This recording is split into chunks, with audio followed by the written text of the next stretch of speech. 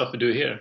Hello, hello there, and welcome to Codebase Alpha, episode 67, and we're back on shaders, and we're going to be working, I think, a bit on our terrain shader that we did last Monday. So let's, without any ado, let's go across to our pair programming screen and join with Mårten. Hello, Mårten. How are you? How are you doing? Yeah, I'm good, thank you. How are you? I was just admiring the.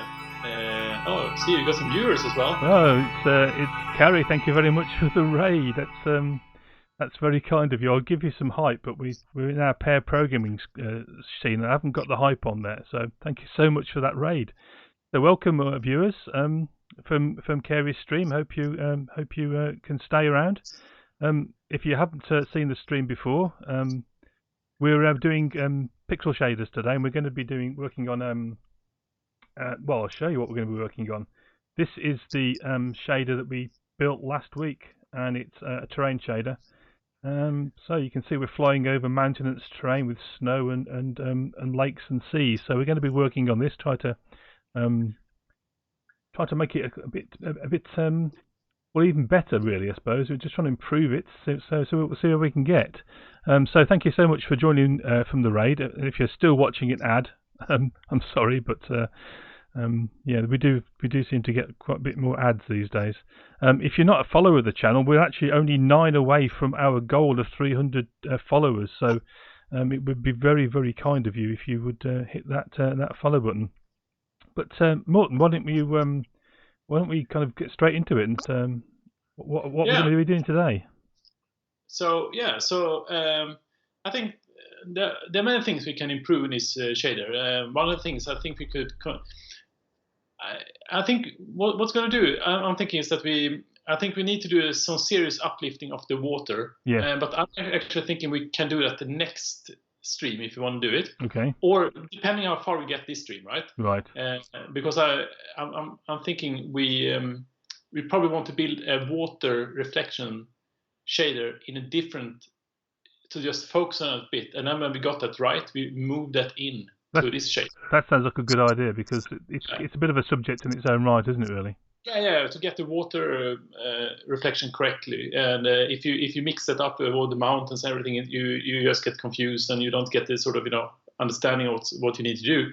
So I think I'm going to suggest that we sort of shut off the water for now, and then what we do is that we will add trees and all this kind of thing. And I think it's something that's quite cool. I want to introduce something called the Voronoi pattern.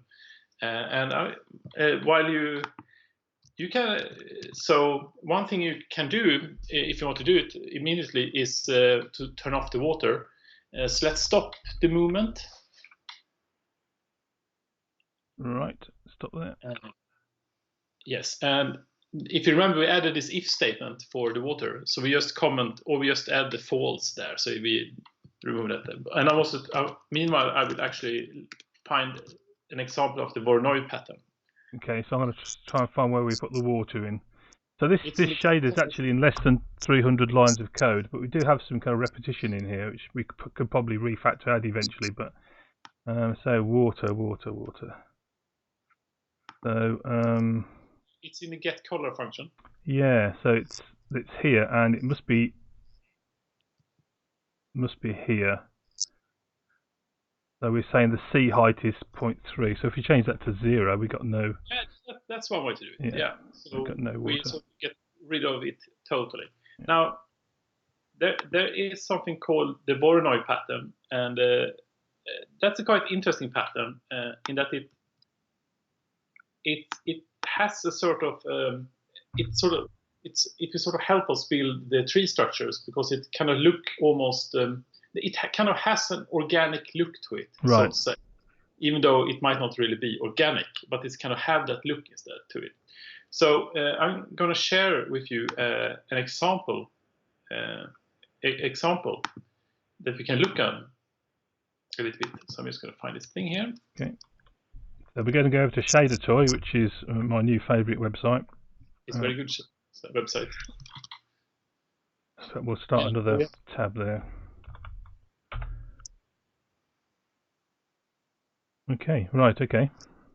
So what we see here is quite weird pattern that with strange shaped boxes in. Yeah. And that moves around. And so what's cool about it is if you're going to create a list of trees and whatnot, and things that looks, it can't look like completely regular, because then we are going to identify that as something that is not like a tree, proper trees. Absolutely, yeah. It's not going to be proper trees anyway, but we want to create this illusion that we're doing trees. And once again, you can see that it's just 41 lines of code here. Yeah. And the Voronoi pattern here is the function Voronoi, which returns a few interesting things. So what it does is it kind of randomizes a point. It kind of splits the 2D space into different boxes, right? Square boxes, and then it randomizes a point in that square box using this hash function, and then it checks the surrounding boxes which point is the closest, and depending who is the closest, you get different colors. And because it kind of randomizes these things, you get this kind of oddly shaped shapes here. So this is something we're going to use today. I hope we get to that in order to sort of create the illusion that we actually have trees. Right. Okay. Even though we don't really do trees. Yeah. Yeah. So, but I'm going to share that later. But first, I think what we can do with our shaders, we can improve the shadows, because I've been thinking a little bit about that. Okay. How to do that, because we were struggling a little bit to get. Yeah, the shadows they're very kind of harsh, aren't they, at the moment? Yeah. And I think it's just small mistakes we made. So if you go down to the bottom here of the function. Use the shadows here. So the shade calculation here is correct. But I think one of the I think one of the problems is this thing here is too steep. Okay. So you change that to 0.3 instead of 0.1. Oh yes, that's better. A bit mild, isn't it? Yeah. So then we the shadow is not as intense as it were. Let's see if there was something else I saw that we made a mistake on. Maybe 0.2 is a little bit better. It can be. Yeah. That way we're getting some idea of the texture, because the shadow does help bring the texture out, doesn't it? Yeah. But then maybe it's simple as that. Let me see if I can get back to your screen here. Grade, shade, color. Shade. Yeah, I mean, it is a little bit better because it's not as deep as it was before. Yeah, so right, this is just what that is that is kind of the ambient color. That is because if you change it to 0, you will get something that is black. Yes. And if you change it to 1, it gets completely white. uninteresting. Yeah. So that's just a simple fix to that. We might come back to that and sort of review it a little bit more. So for people who haven't kind of seen these shaders before, one of the questions I was asked by one of my works colleagues, well, how many polygons are there in it?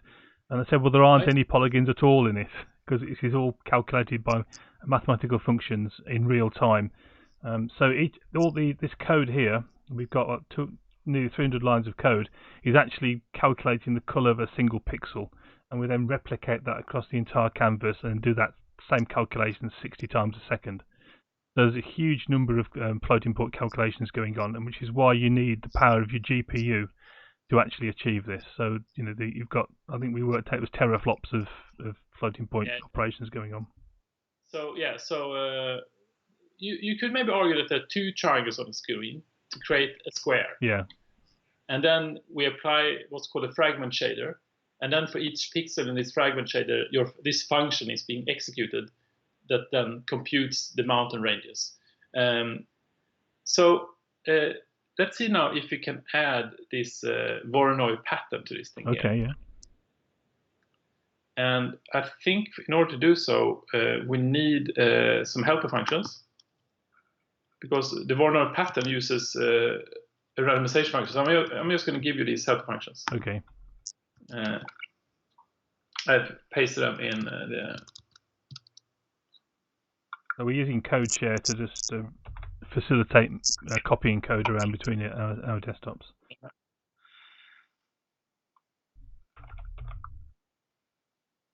Yeah. So what this function does is that they give us the illusion of having random numbers. It's not really random if we look at them, because we send in a seed, which is usually a position, and then it just takes the dot product and they call the scene function using some. I guess these numbers are picked with some kind of smart sense, and then we take the fraction. So this is a common trick to sort of create kind of random noise from an input seed, which is more efficient in shader world and sort of normal what's called linear shift register things. So these are common tricks. I haven't come up with them. I mean, I just sort of learned that this is a common way to do it. And then we can add the Voronoi function when doing that. And we're not going to code that from scratch. We're just going to borrow that from this site here. So I've shared that. Okay. So I pasted it. Well, I asked the bot a question about Voronoi pattern. It's put a few things into chat for that. People interested in this concept. That's our Voronoi function. Yep.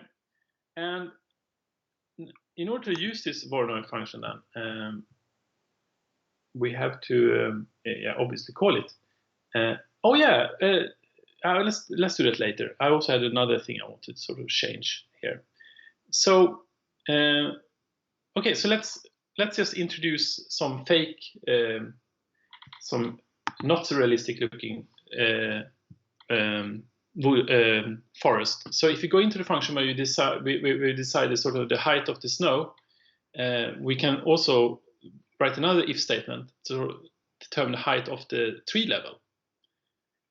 Okay. So if you after the snow, if I think you are correct. No, not correct. If you go down here, oh, you actually was up. Sorry, my bad. Here you have on line 273. You have the snow line, which we computed last time. And if you make exactly right. And if you make a new else if here.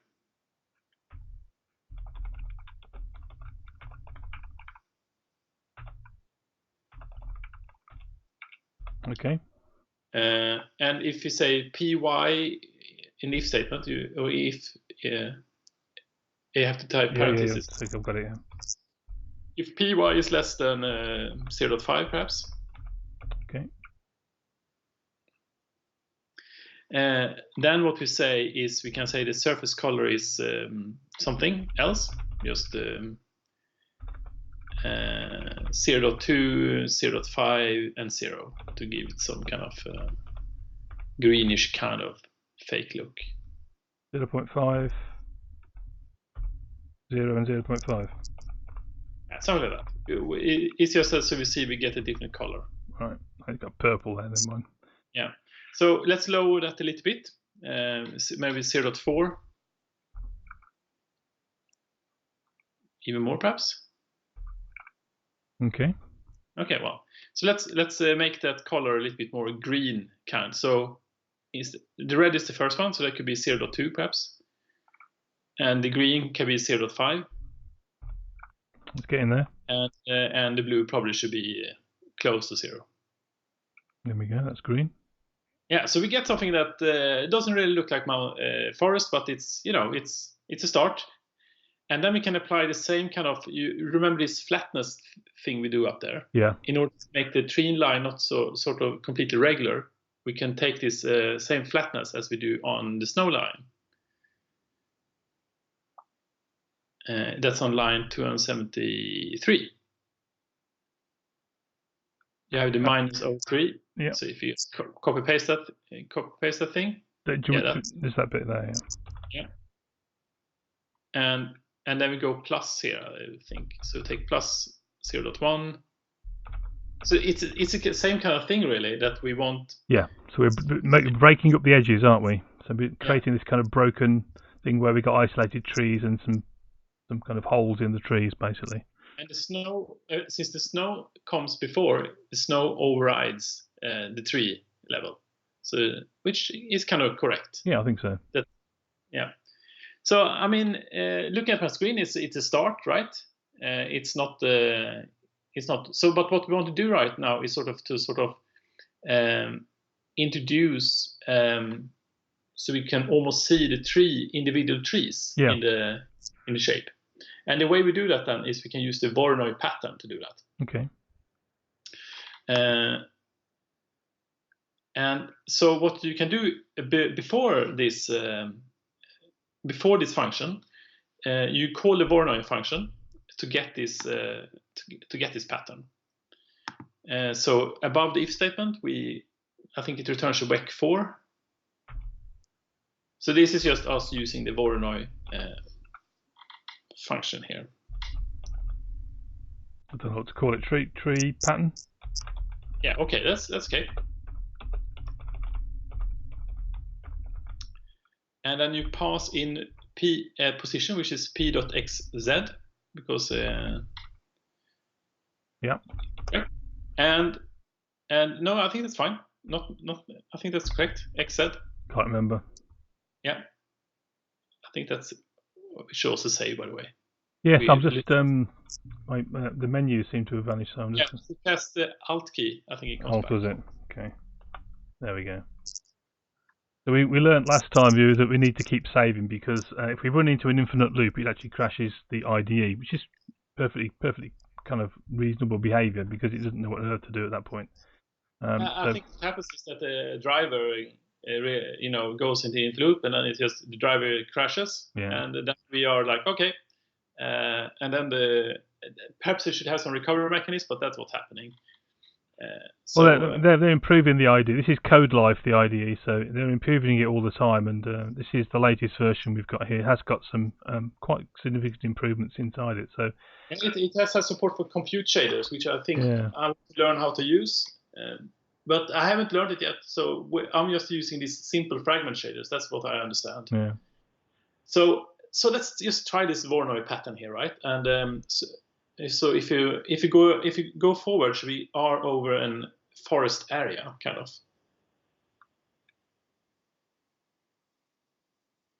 Stop at some. Is that okay? Yeah, that sounds good. So let's start tinkering with the pattern here, right? Because we will do a lot of tinkering to get it right. It's the kind of key to this shader coding, actually, is to get the basics in place, like we've got the colours in there, and then start just changing values and see what happens. Yeah.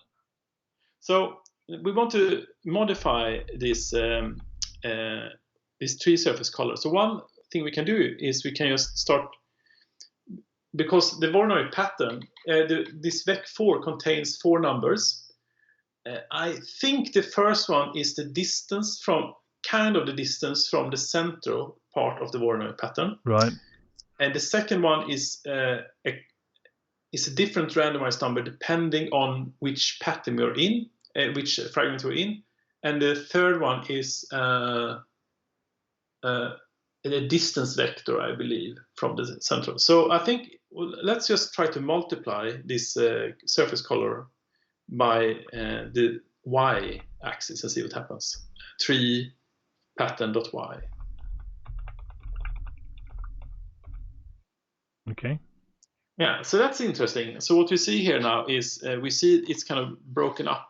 We see this pattern here. Yeah. So we got the cells that were just like we saw on that shader toy shader. You can almost see the lines there.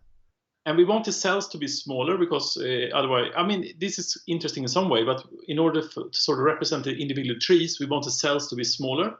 But we can start with them as big, and then we make them smaller. Yeah. Because when they are big, we can see them more easily. So this is to so this can give each tree a different kind of color. If you see what I mean. Yes. We can see where it's going. Yeah. Yeah. So this lets us give some variation to each tree that we have. So each tree doesn't have the exact same color.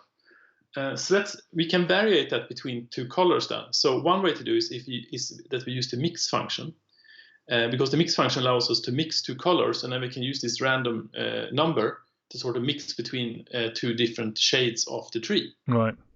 That makes sense. Yep. So what you do then is you type mix. We're going to mix the VEC and the tree pattern together, are we? Like yeah, that. kind of. Yeah.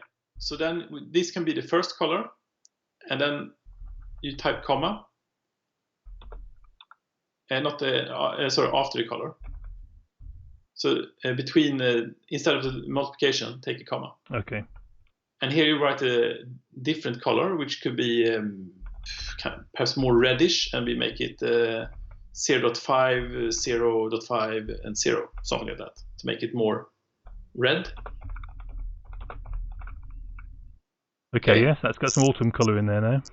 Yeah, we got some autumn color in this thing, right? So that's okay. So let's just try to make that more.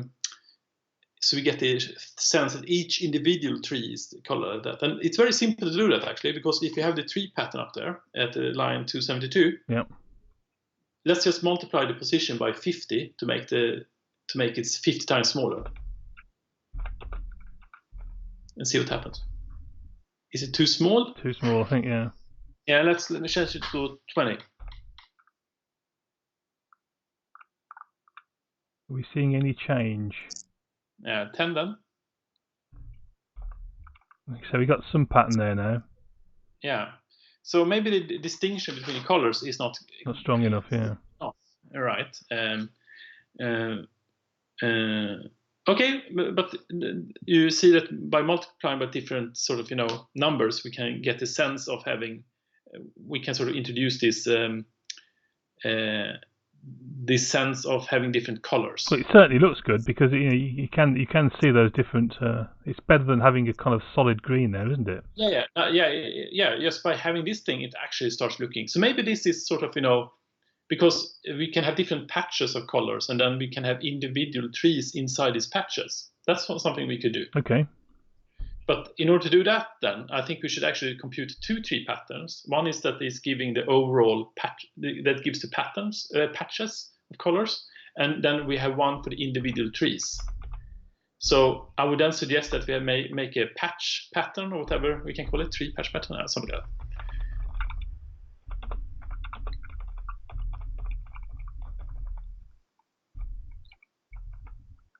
Okay. And it's PXZ. And let's remove this multiplication by 10, so we make it big again, so we can sort of see what's going on here. Yeah. So one thing we can do now, in order to sort of get this color, is that we, when we move away from the central part of the cell, yeah, we want to it sort of shade away, because the tree might be sort of circular shape, kind of, yeah, right? Yeah. And if you move to the center part, away from it, it should be shaded, right? Yes.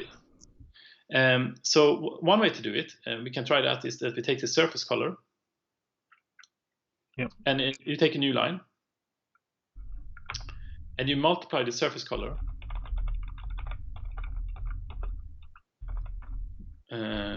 by tree pattern dot x, and that is the distance from the centrum, I believe. Okay. So now, yeah, we can see it's darker in the middle. Yeah, and that's kind of the opposite of what we want, because we want it to be lighter in the middle. Yeah. So what we do then is you just take 1 minus this thing. Okay. Yeah. So this can also give this sense that we actually are having a more a realistic thing, because now it's not uniformly the same shade. It's like a different shades now.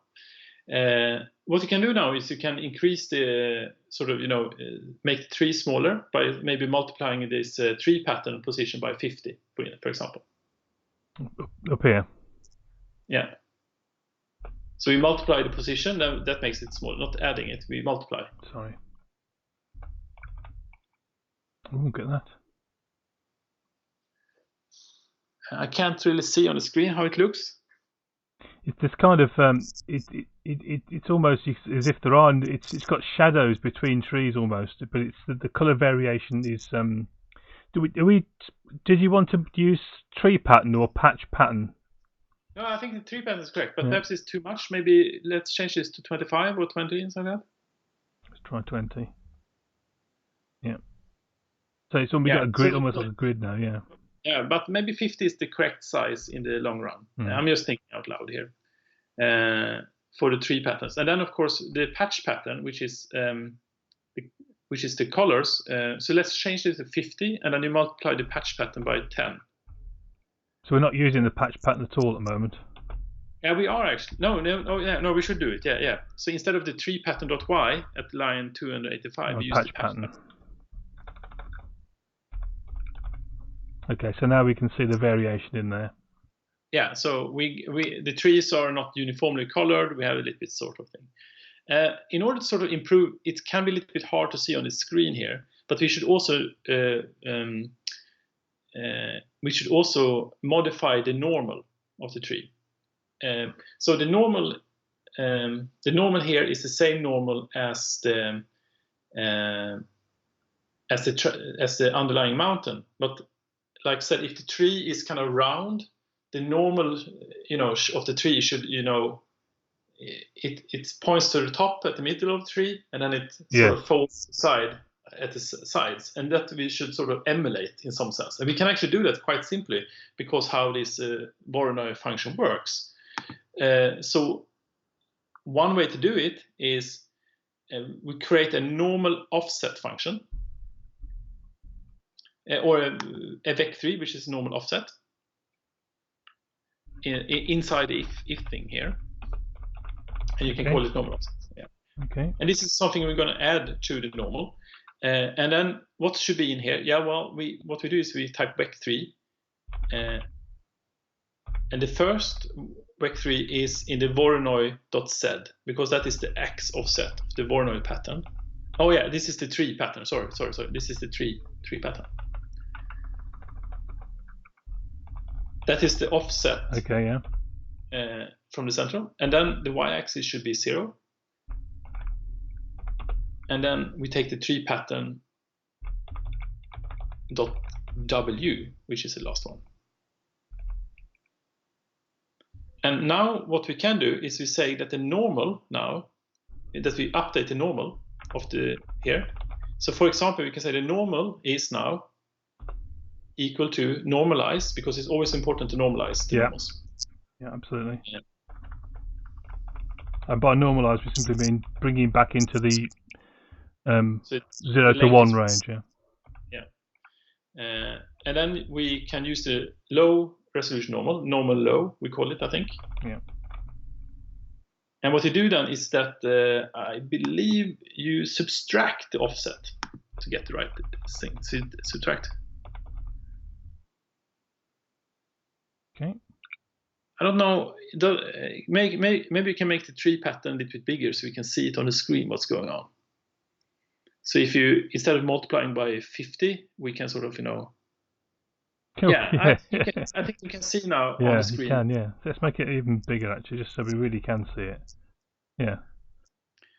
So what you can see that we give the illusion that the shading, because we're modifying the normal, that gives the illusion that it's kind of flat, but by modifying the normal, we give the illusion that when it goes closer to the border of the Voronoi pattern, it drops off. Yes. And that can give a more realistic look to it. Because we are faking this thing. It's not real trees, whatever. But what the point is, we just want to make it look good. Half decent, yeah. We don't really care about if it's like, because this is real-time ray tracing. We have teraflops, but we don't have petaflops. Yeah, we can't draw each individual tree now. Yeah, so we need to fake it a little bit here. But I think you can see that. Shall we reduce the drop-off of the surface color? So if you, instead of multiplying by, if you take minus, I'm on line 286. Okay, here, yeah. And instead you multiply by 0.75 to sort of reduce the drop-off here.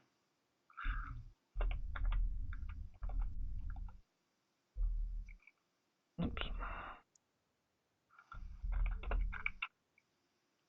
Yeah, that reduces the drop-off from that thing. It does, yeah. Yeah, so let's multiply by 50 again, or something that you think is correct. The resolution makes it a little bit hard to see exactly how that looks, but how does it look on your screen? Yeah, it looks. The only problem with it's very regular. It's straight lines. I see that. That's a little bit surprising to me that it is so regular. That I didn't expect that to be as regular. Why is that, do you think?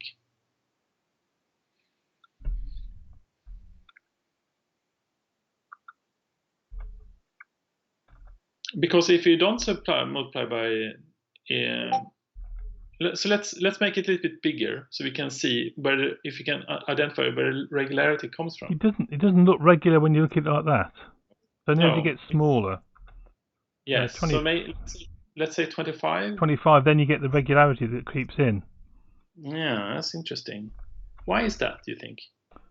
I don't know. It's almost as if they're lining up, but they don't look like they're lined up when you're like that, do they? No. Huh.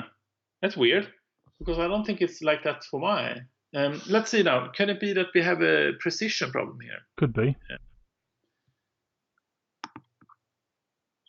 So, because I thought it looked regular on the screen for me as well. You have to buy a new graphics card. I'm sorry. I spent a lot of money on this computer. I'm certainly not buying another one anytime soon. Yeah. Yeah. So let me see if I can. Maybe my graphics card's so powerful it's lining all the pixels up. I actually seen a little bit of that in different graphics cards. That, I mean, this is sometimes a little bit of a problem that there are sometimes issues on these things. How do we modify? I'm gonna check here on my machine here. Okay. Because I think we can sort of ask for more precision, but how do you do it? I forgot that. GLSL high. Is it precision high P float? High P float, yeah. Do you see something like that? Where do you see that? I've seen that on another shader. Yeah. So what I've seen is at the top here they've put precision. Yes, yeah. Let's see if we add a high P float if that helps. Not really. No. Okay, let's not delve too much into that. Let's make it as big so it at least doesn't look regular. So where is the limit for the regularity? I wonder. Yes, good point. So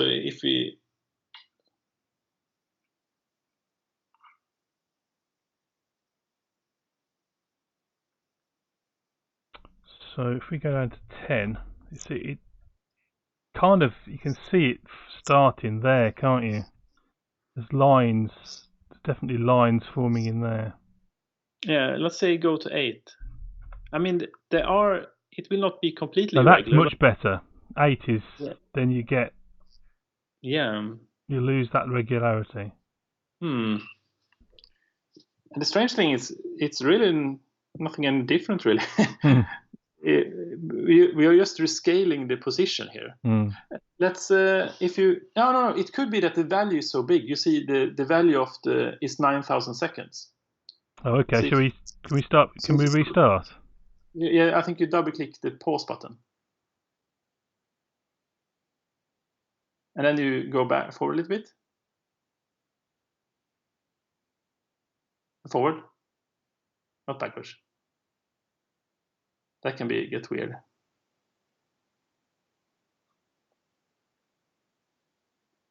And we pause here. So let's try now to increase it, because it could be that because we are so far ahead. So let's change this into... Gareth, many thanks for the raid. Welcome, raiders. 25? We're building trees.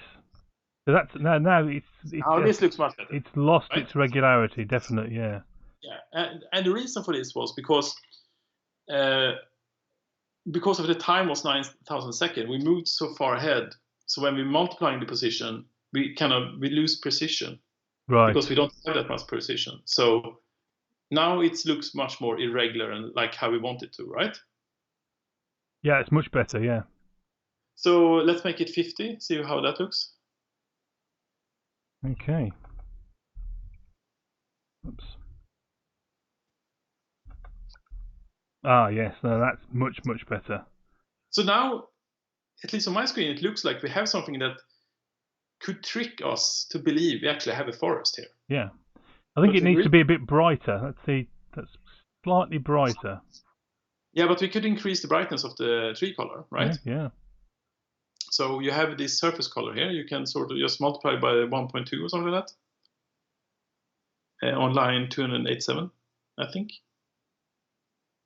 By the whole thing. Yeah, just multiply. See what happens. Times what's yes, 1.2 or something like that. Yeah. Is that better? It is. Yes. Yeah. Good. So we achieved the tree line. Didn't take too much time. That's great, isn't it? So let's run this thing here. So considering the effort we put in, it's not too bad. It certainly looks like trees. And I still love the snow. The sunlight glistening off the snow is just fun.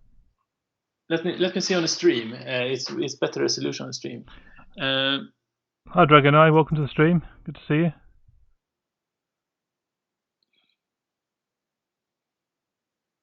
Yes, so yes, Gareth, we've got a piece of code in the bot which welcomes in live coders. So welcome everyone that's come in. So I myself welcome, and Gareth welcome. Yeah, I think it looks kind of. It's an improvement. I think definitely an improvement how it was, right? Because we need the vegetation to give the illusion that it's something. So it's great, I think. Yeah. Well, let's save this thing. You never know. Saving, yeah. Well, should we try to add some fogging to this thing here? Yeah, I think we need some fog, don't we?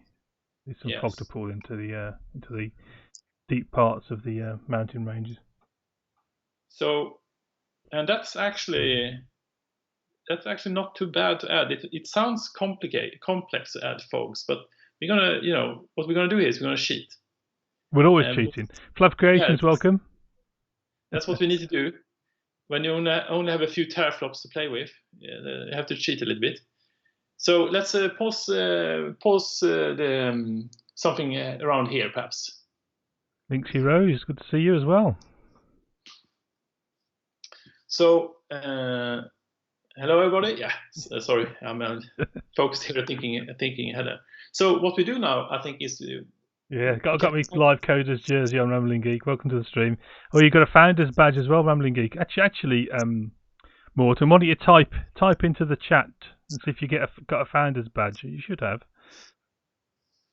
Let me see. Hello? Question mark. And you have indeed. Limerick, thank you for the follow.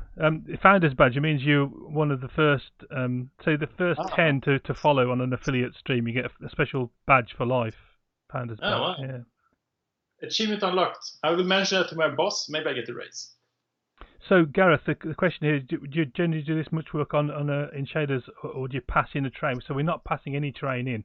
The only thing we've got in terms of a texture is random noise texture, and that's what's determined the height of the mountains. We've got a thing called a height function.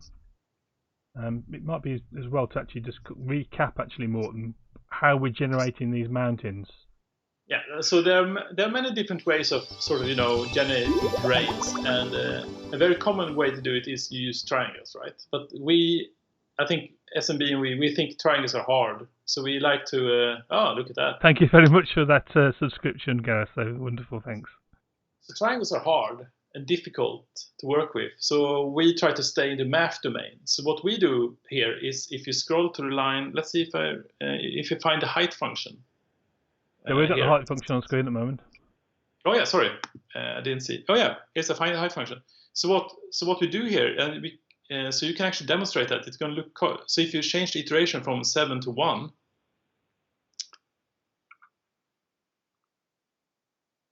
You see, we've lost a lot of the height variation now. Yeah. So this is what we're looking here is actually ray tracing of the the underlying texture, random noise texture that we're using. What we are doing then, if you change 1 to 2, is increasing the frequency of the texture to the double, the period. Sorry. So doubling the period and halving the amplitude. I think the period is the wrong word, but I think we increase the frequency actually, not the period. The period is short. It doesn't matter. That's what we're doing, and we're reducing the amplitude by 2. So and then we just add the same texture on top of that, and we take 3. We do it again. It's getting higher, but we're also kind of rotating. We get something that looks more and more like a mountain range with the valleys and tops. And in the end, we use 7. So there we are. Yeah. So that's how we generate this height function. This height function is given a position, how high, what is the height of the mountain, kind of, in this case. So what would you use this kind of shader for in a larger project? It looks really cool, but would you use a shader that does all this in something like a game? Well, you could do it, for example, in a flight simulator. You could be flying over this terrain. Well, the camera is flying over currently, so you could use it for that. I mean, I can definitely see that you could use it in a game, but this ray tracing is a little bit limited. But it is possible to add things to it. You might have to do double render passes. Like, so for instance, you could render this background image, right, to get the sort of the terrain.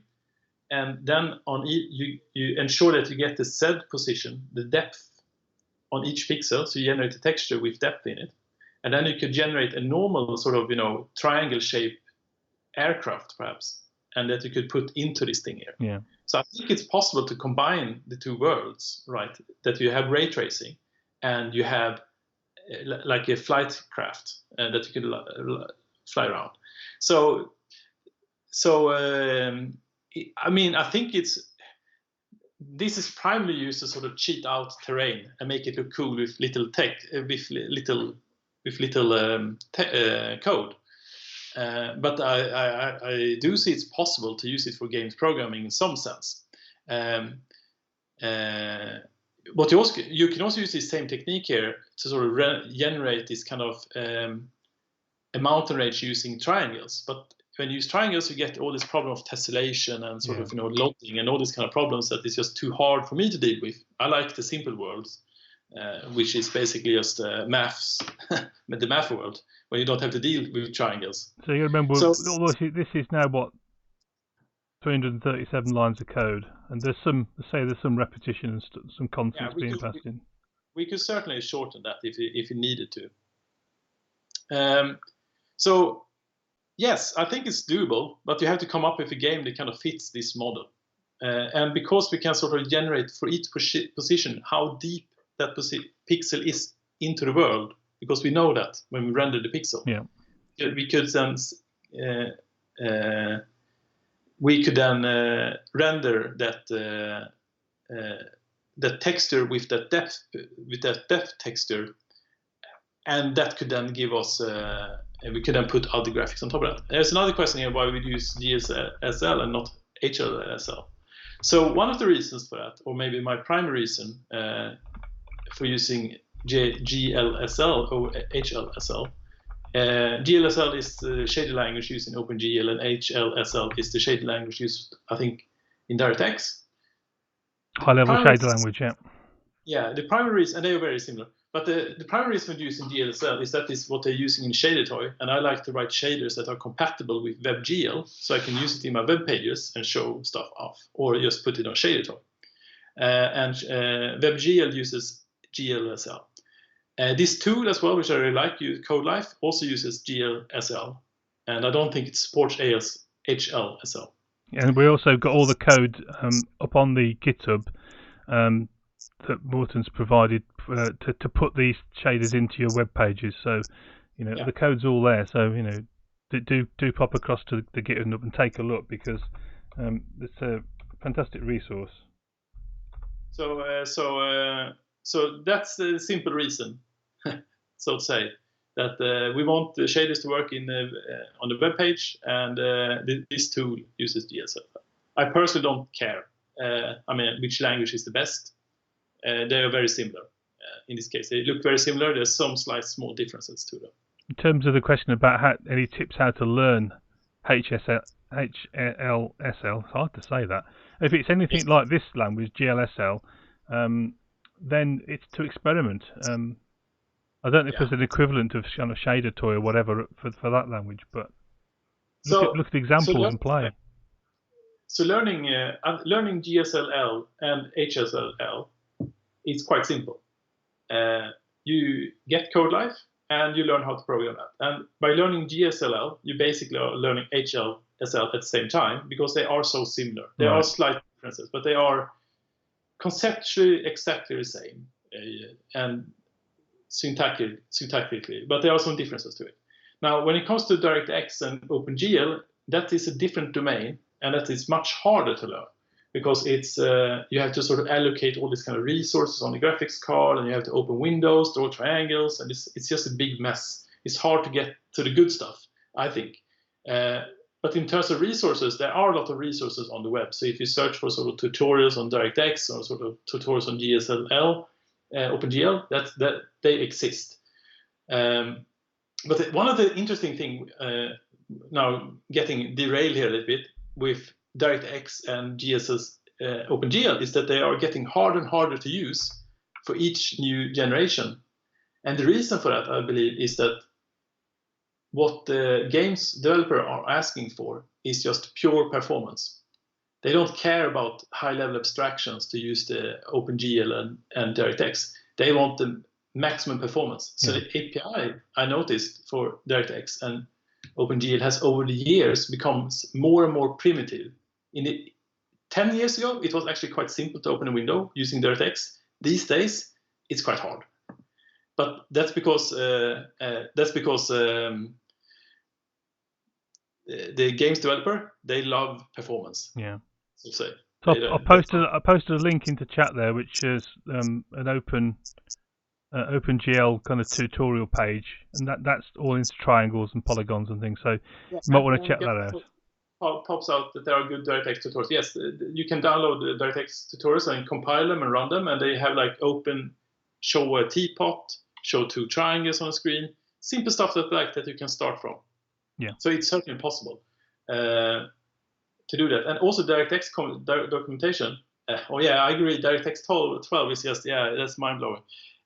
DirectX 9 was so much simpler, but DirectX 12 gives a different kind of performance. Yeah, with the games, you just need the performance, don't you?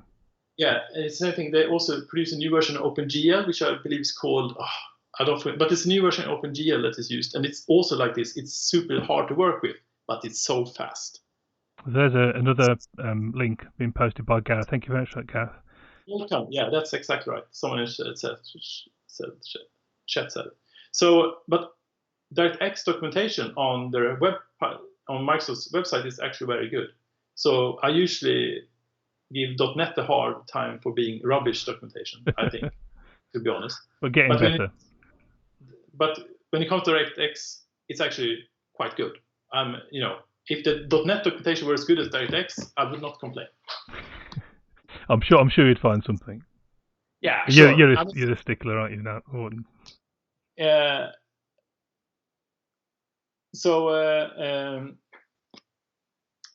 Anyway. Fog. I'll try to get some fog into this thing here. Some fog.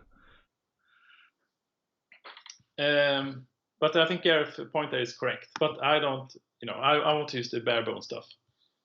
So one of the things we can start adding that to the line, maybe under where we compute the flatness, for example.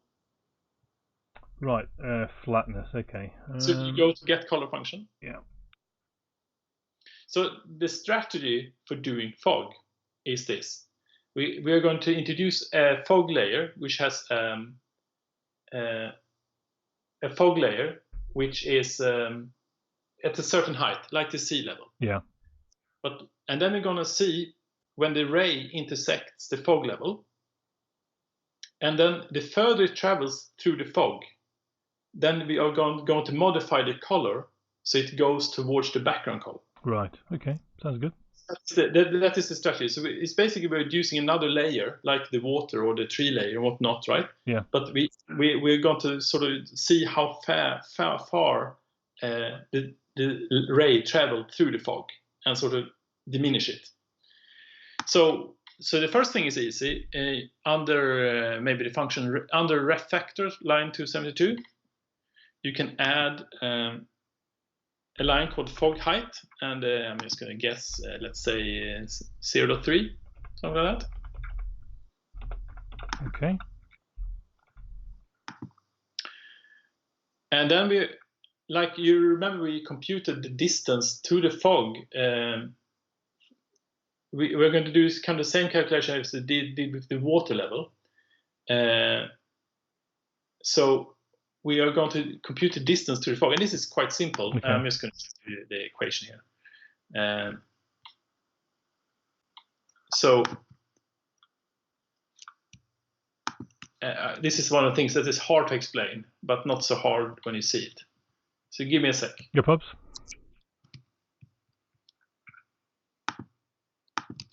So I'm sharing that in the code share. Got it.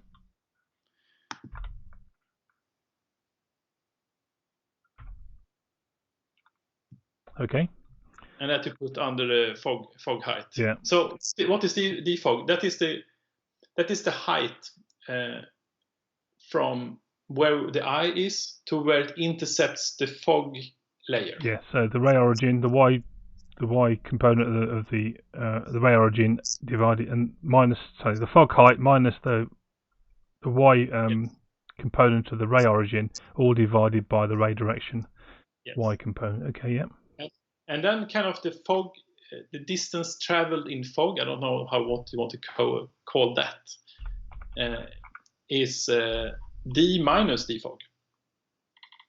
Fog depth? Yeah, that's a good word. D minus the d fog. Oops, minus. Yes. Okay.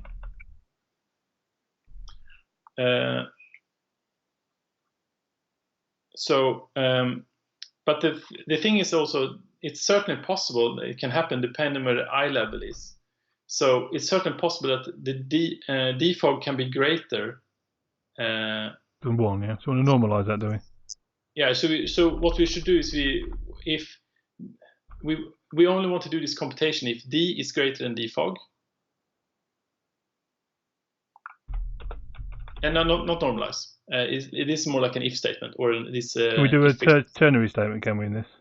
Yes. So as long as d is greater than d fog. Okay. Like that. And I'm gonna see the screen. Yeah. Yes. And in addition, d fog should also be greater than 0.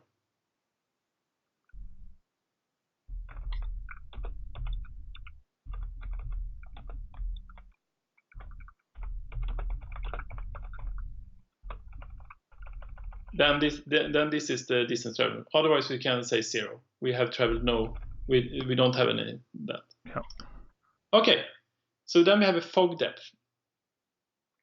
So the further we travel through the fog, the more we should go, the more fogginess it should be. It's denser it should be, yeah. Yeah. And there are different ways of doing that, but I'm going to use calculation that was inspired by the Beer's law. Oh, that's good. Let's ask the bot about Beer's law.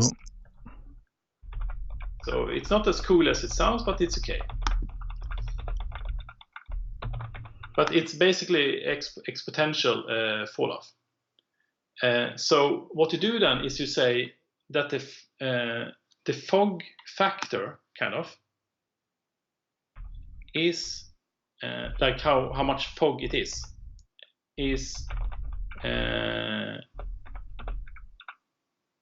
is the exponential function, which is called exp here. Yeah. And then is the minus fog depth.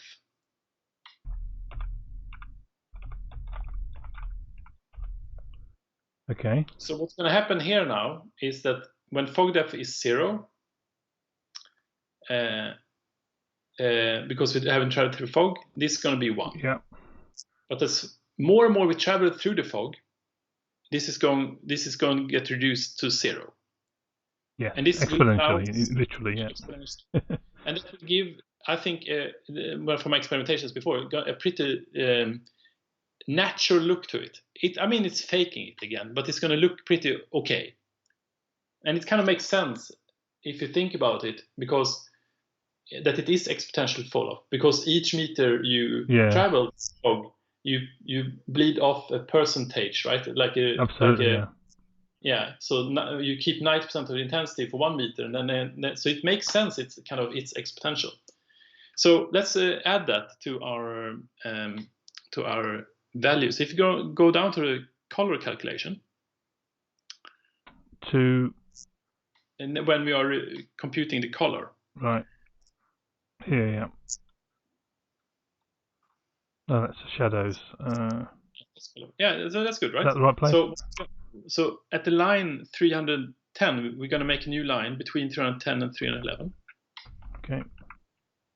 And we're going to mix the colors again. We like that function. So col equals.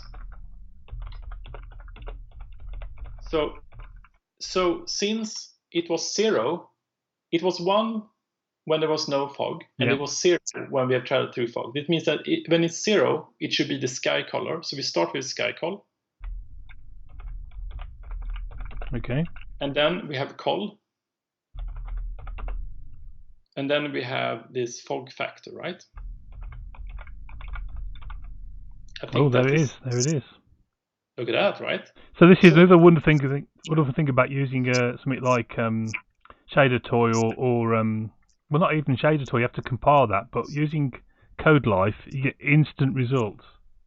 Yeah, so I think from my point of view, this doesn't look half bad. It looks pretty good to me. The fog is definitely pooling in the and it does look very natural. Yeah, yeah. So let's make the screen move, because when we look through fog in the distance, it travels further. Yeah. So I think we can see that it changes. That when we fly over it, it looks like it disappears, but that's just because the distance through the fog is kind of shortened. So this fog looks more intense in the distance, but that's because it travels further through the fog before it hits the ground. The angle of our eye, yes, the rays. As we're above it, we're kind of penetrating through the fog. That's exactly what happens. What you can do now is you can increase the fog height to sort of make it we get more fog. So one of the cool things here is like 0.5 or whatever, right? One of the cool things you can do with these things is you can say then, like fog is something we usually see in the mornings. So you can let the fog height be a function of the day. So when you change the time of the day, you have a lot of fog in the morning, and then you just let the distance sort of fall away when the sun rises, if you want to do that as well. But it's so simple to do here, right? Because we compute time of the day, and we just let the fog level change for that, and that will give us the impression that fog rise come up and down. Does that make sense? Yes, it does. It looks amazing. Yeah, and it's actually, and to be honest, what we've done here is just so simple, because what we did is kind of the same as with water. Like I always say, it's always so simple, right? Yeah. But we have a fog plane, kind of. We have a plane where the fog starts. It's sort of heavy level, and we intercept that point, and then we compute the distance to the fog plane, and we compute the distance to where we intercepted the mountain, and then we fade away exponentially the mountain color into the sky color. Sky color, yeah. And that gives this illusion. That is quite good. That is quite good, actually. With how many lines of code was that? 4? 4 or perhaps? 5, yeah. Yeah. I think that's once again coming back to my mental model. Before I started with this, I would be like, how the heck do you do this? And if someone said, yeah, it's just 4 lines of code, I would go, sure, sure, it's just 4 lines of code. So yeah, one thing we can do though is we can actually make the fog. So if you pause this thing here, we can start from the beginning again. And so if you like so, go scrolling forward. We can actually, because one of the things is as well that we can make this thing that the fog can collect. We can increase the thing that the fog is more intense in the valleys than on the tops, if it makes sense. Yes. So we can say that the fog height here is then a function. So if you put the fog height and all the thing below the flatness, we can use this flatness factor again. So put these 4 lines under the flatness computation. Mm.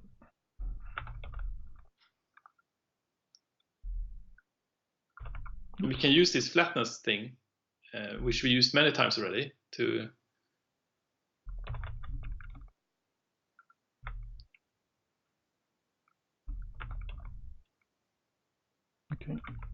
modify. And this is just hacking. This has no representation in physics or whatever.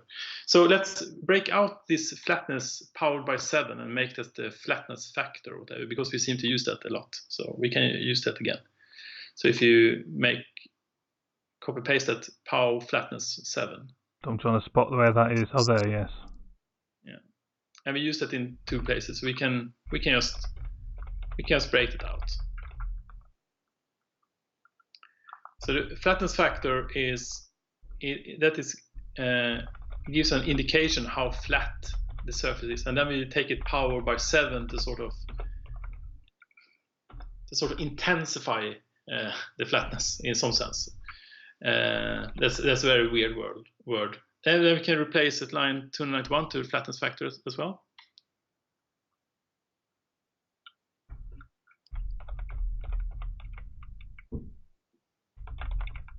Okay. And now, how should we do this? What we can do now is let's change the fog height to 3. 03, I mean. Yeah. Let's try that. See what happens. And let's say 02 perhaps. Let's try that. I'm just guessing now. And then you take plus 02 times flatness factor.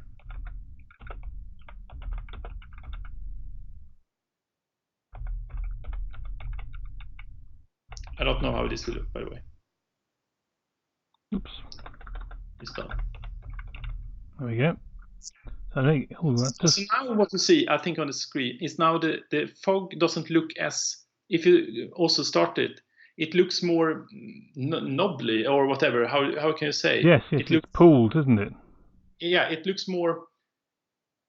It doesn't look so flat. It looks more that it accumulates in certain areas, and it's sort of. Let's say I want to see how it looks on the screen here. It's also in that kind of coal there that it's lumpy. But it looks like it clinges kind of a little bit to the lower part of the screen. Yeah. So that I think is pretty cool, if I'm being honest. I think it's pretty cool. Yeah. And then we don't have to put, but now we created some pretty cool looking fog, I think. Don't you agree? I think I do. Yes, it's yeah. I can't believe we've only been going an hour, and we've got that level of detail into the background. We got some forest, then we got some fogs into this thing here, right? The sky is the limit, and with surprising little code as well, I would say, to at least most that have done, and that's also why I like these things. These things here. So I think that's good for now. You think? Yeah, the fog's really good. Yeah, I think that's and the forest. I actually think, from what I can tell, that they look pretty good as well. The actually, forest looks great. Yeah. So, and also because the fog and the forest together, the nice thing about this, when you add these things together, yes, we fake things, but because we add these things to it, and we also have movement to it, it's harder for eyes to sort of see when we're faking it. So it's cheating, but we sort of try to cover it up by sort of overloading. We cheat more and more and more until it's getting harder to see for the eye. Yeah. Let's see now. What's another thing we talked about last time? We talked about adding banding to the mountains. Oh yes, some strata on the mountains. Yeah. Yeah, and that's also not so hard to do. Now I think let's see if we can try something else here. I think what I noticed before, if you move the sun, that sounds move the sun, right? Let's move it around, shall we? You rotate the sun so it's behind us. Okay, so where's the sun direction, isn't it? Skybox, isn't it? Yeah, the skybox. Sky colour. There's the sun direction. It's sun direction. And I think we have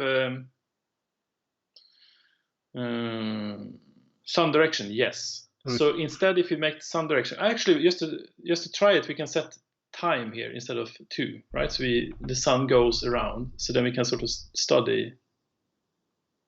Right, look. So if it looks pretty good. So if you start it, and let's see what happens. It's too fast, right? Yeah. So let's reduce the speed. But we see the shadows moves around depending on where the sun is, right?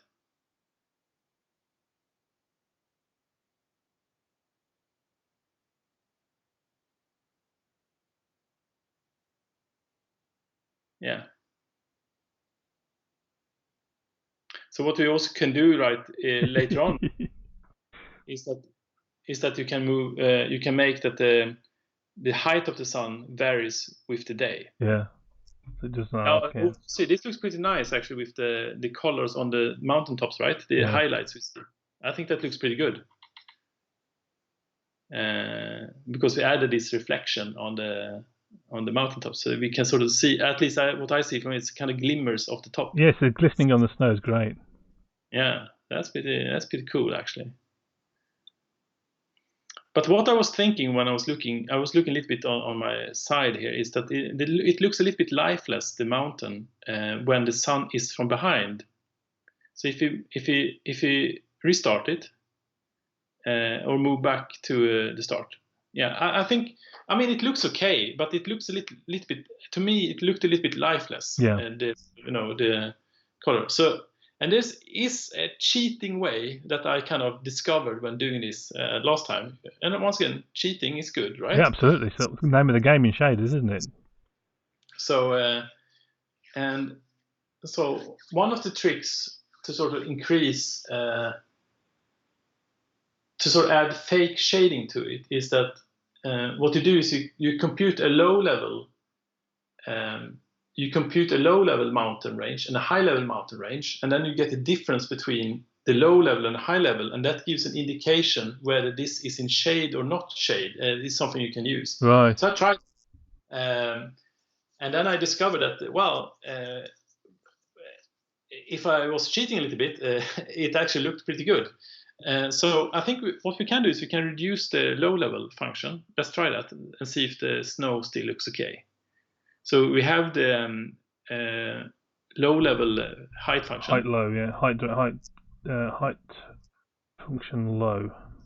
Yes. Yeah. So let's change that to 5, perhaps. So does it still look okay? You start getting some. Yeah, but maybe that's acceptable now. Okay. Start the time to see how it looks when it moves.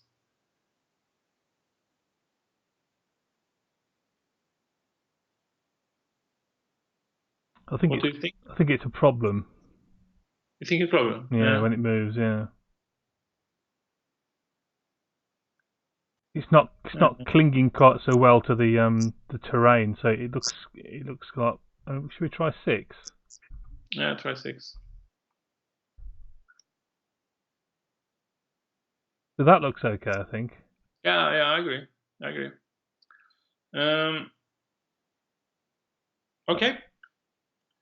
That's okay. I think it's okay. So what we can do now, if you take stop here. You want to roll back a bit? We can go back to the start. Yeah? Yeah, something like that. So what we can do now is that in addition to compute the normal, we can also compute the height of the function here. So you go down into the get color function. Yeah, we're working a lot in get color, aren't we? Yeah. This is the thing, right? Yeah. This is where the effort usually is when you are dealing with colorization and sort of shading, and that's basic, because we have the basic mountain range. That's okay, right? But we are now trying to add colors to make it more live and sort of make it sort of look more. So this is the big one. So inside here in line 267, we can compute the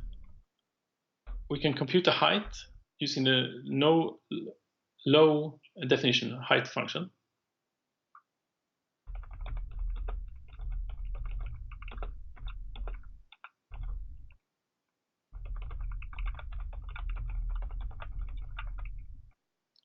And then you pass in the position pxz. And then let's call it height low. Okay. And then you go high, which is the high definition kind of thing.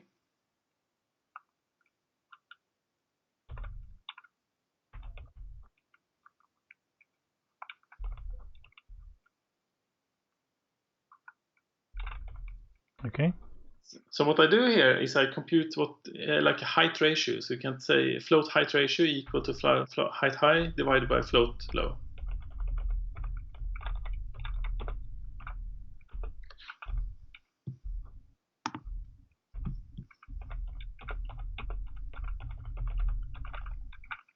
Okay.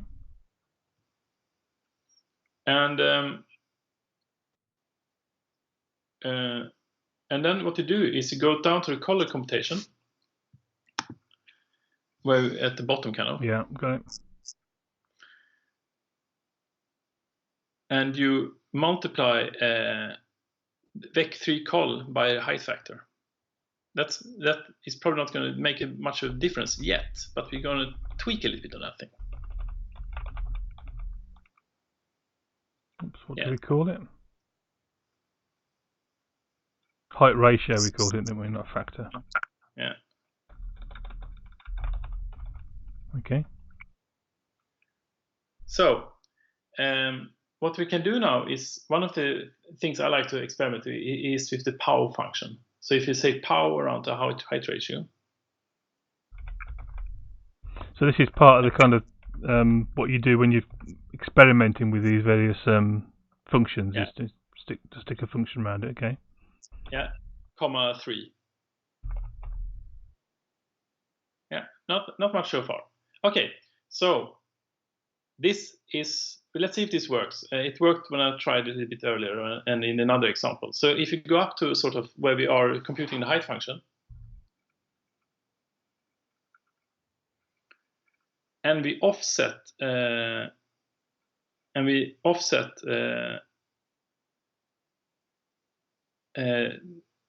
what I meant was in the get color function. Get color, sorry. Where we are using this function. There we go. Okay. And you take the low function and you add a vector that is 0. No, not there. Inside there. Inside here? No, inside the parentheses. Oh, okay, right. We'll add an offset. Let's start to offset 0, so it doesn't do anything. It's vec2. Vec2, okay. Let's try 0.1. See what happens. You see, something happened here with the looks, right? It looked like the color intensified in certain areas and got dark in certain areas. Wasn't that right? I was just going to...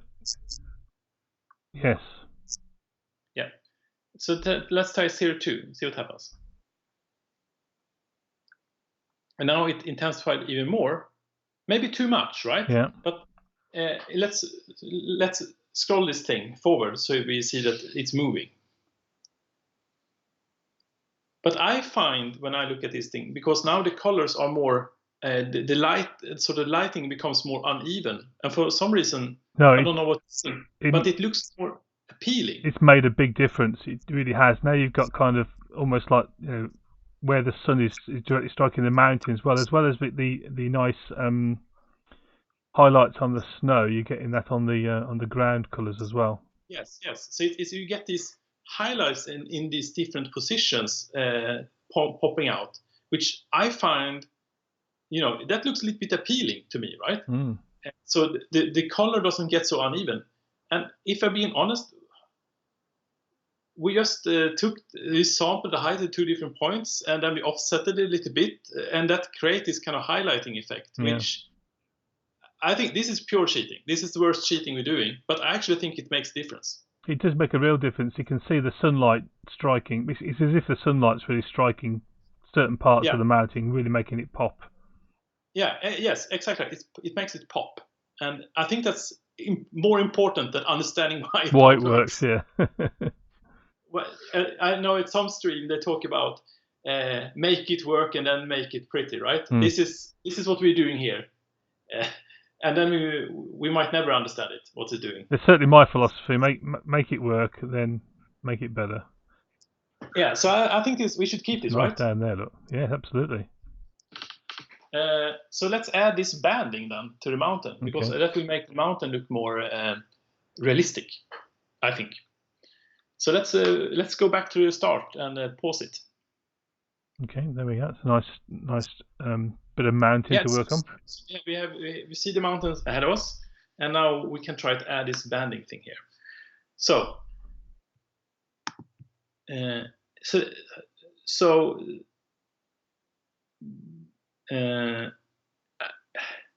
I'm just going to share with you some code, but the basic idea with the banding, this is pure experimentation, but the basic idea with the banding is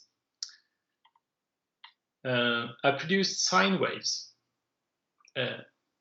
So I made sine, if you take a sine wave, has kind of a banding to it, right? It's areas that are light and areas that are less light. But in order sort of to get a banding effect, I once again used the power function to sort of increase. If you take power by 4 or power, you make the ones more pointy. Yeah.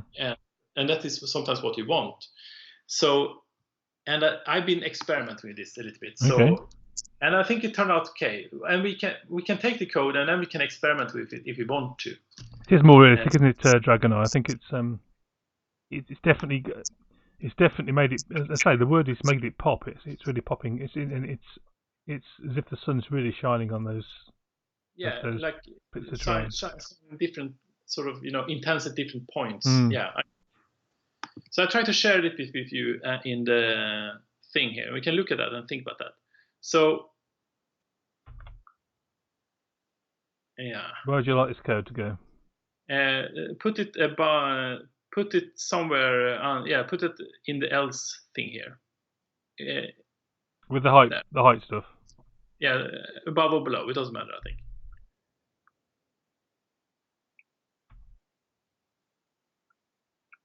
So I compute different kind of bandings here, right?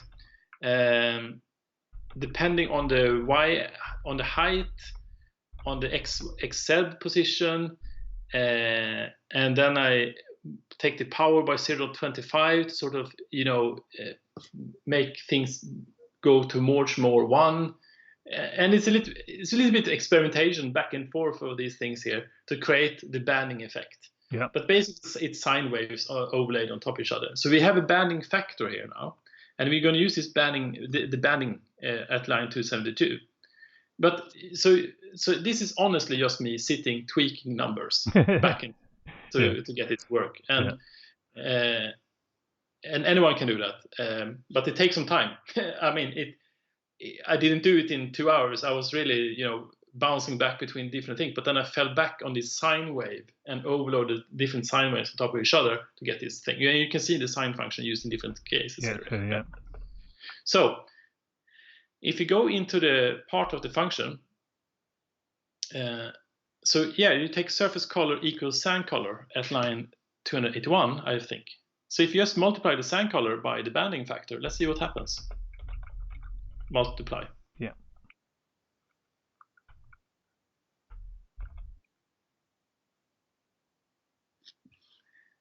What we want here is probably some part of the mountain that is. So let's remove the snow factor. So we add the snow, so it's removed. So at line 297, let's py is greater than 1.7 instead of 0.7. Okay. You can start to see it. Start to see it there. You can see it, especially over here. Look, you can see that strata there. So you see it especially in areas where the mountain kind of rise up. And the steep areas, yeah. So let's start this and see what happens.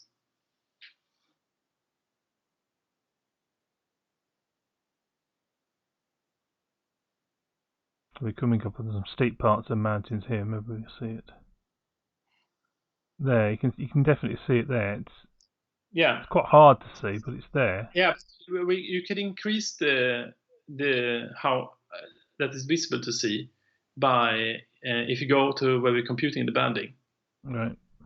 And you change 0.75 to 0.5 perhaps. Yeah. So now it's more intense.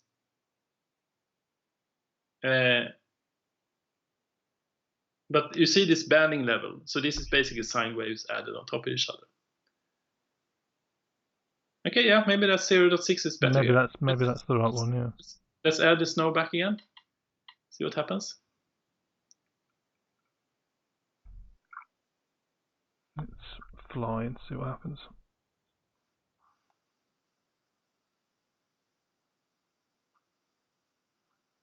You can see it coming up here.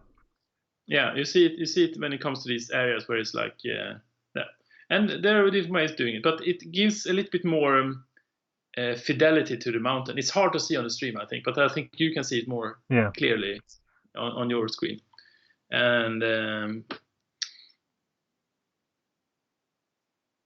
yes, you can. Yes, it looks good. It does look good.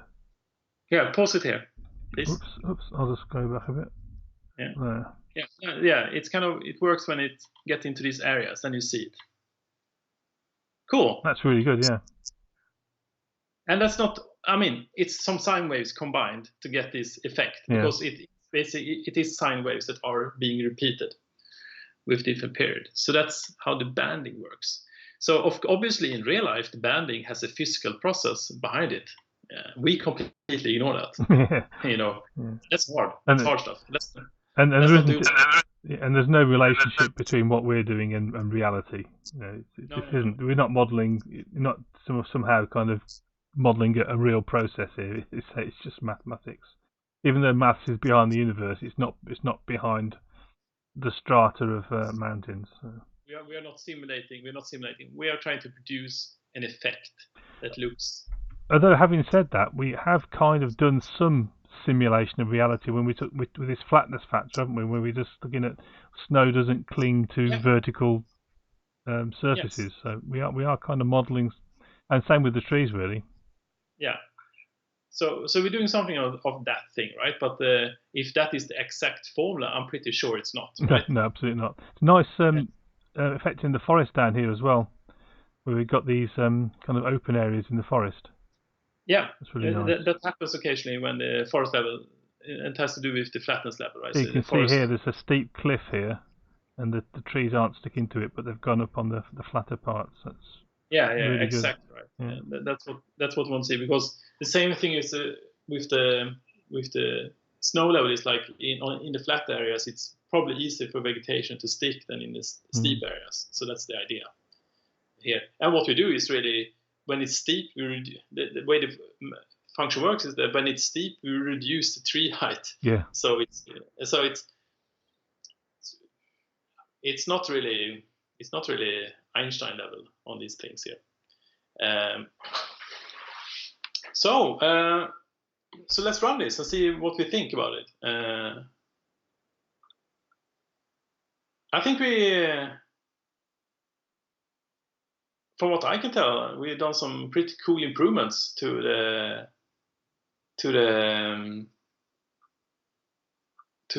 shader. Yes, it's great. I think what we can do, just thinking loud now, is maybe we should make because we're using this sine wave function to create this sine wave, and we can create different kind of landscapes by multiplying by different kind of sort of wave functions. But what we need to do in order to make that good, right, is that we should because we are reusing that function. Since we have different, we have a low level, a high level, and a medium definition height function. Yeah. And they need to use the exact same sort of height modification thing. So what we need to do then is we need to create kind of a helper function that we are modifying the height with. And then we can, and when we have that, then we can play around with creating different kind of mountain ranges and sort of maybe we can follow a valley instead of. Oh yes, that'd be good. Yeah. Yeah. So we can try that a little bit.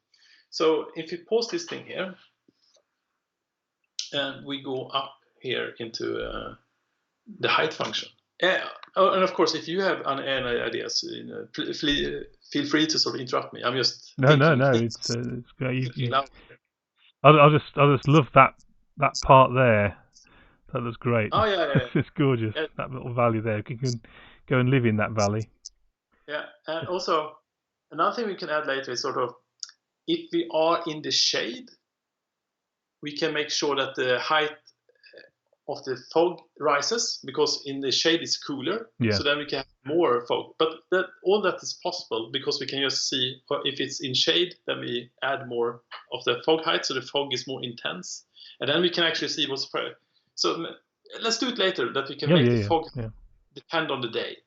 But let's start with this thing here, so we can sort of do it. So you see in the bottom here, we have the height function here. We have this f minus 0.3. Blah blah blah blah blah. Yeah. Let's break that out in a sort of a global height function or something like that. So if you go above here, you make a function, call it maybe global height. I don't know.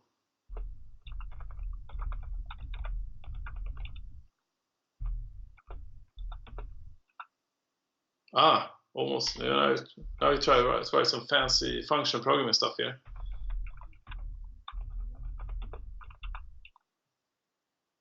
So, and you take float f is an input argument, right?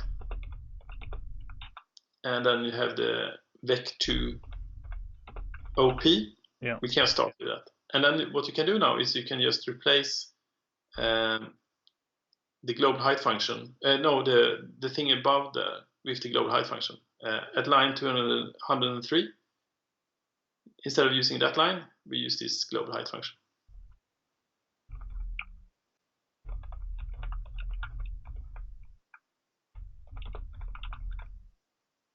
It's a height, not height. Could be. Could be. Well, and then you copy paste that line, and we use it in the other places where we.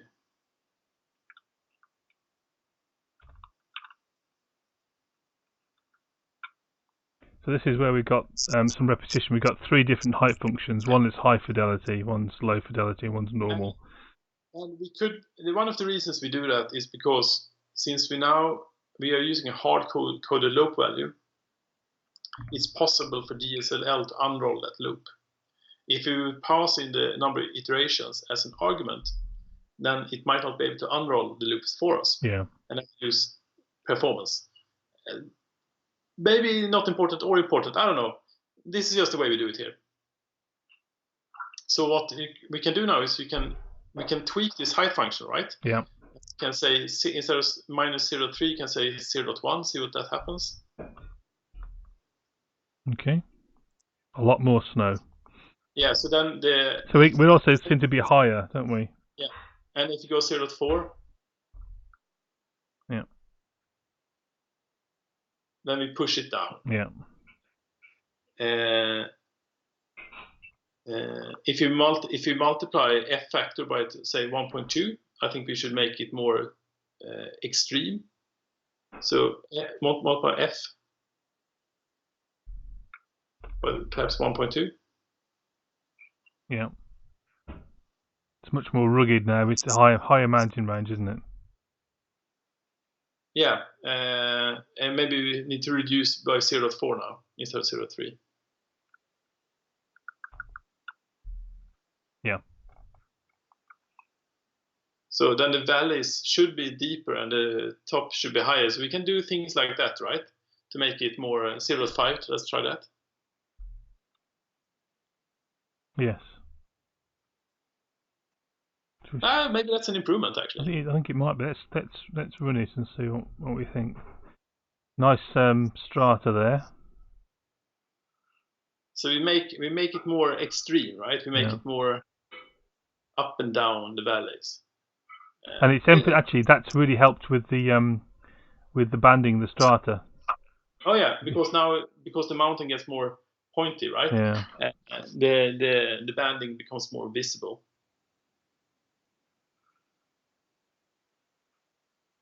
Very nice. And look at the way the sun is on is shining on these areas, especially on the trees as well. It's more intense as well. That's really nice. One thing I noticed when I see this thing, it looks almost like if you go back here, or maybe you let it. Oh, that looks very nice there. I saw the highlight there. It looks almost like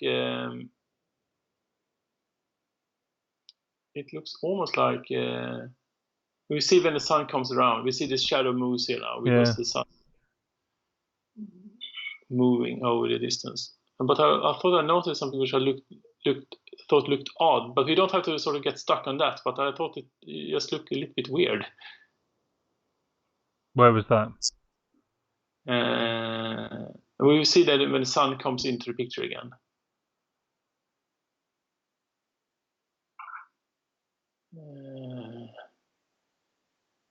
Because I almost think it looks like its sun shines on the back of the snow. Okay, right. Yeah, if you go back a little bit, maybe I'm seeing it wrong here. So more, so we have the sun in the picture. Oh, the highlights are nice. They're gorgeous. Yeah, but I would kind of expect, if you see my mouse cursor, I would kind of expect that this part here should be in shade. Yeah, but you do get some light that spills over, I guess, don't you? Yeah, maybe it's something we have some. Yeah, it could be that when we're walking towards. Yeah, it could be we have some problems with the shade calculation. Right. We don't have to get stuck on that right now, but it could be that we have some issue here. That when we're walking towards the light, kind of. Let's take a quick look to see if we can find it. So if you go to the when we call the shadow function. Yeah. Yeah. So let's change from 0.5 to 0.05. See what happens.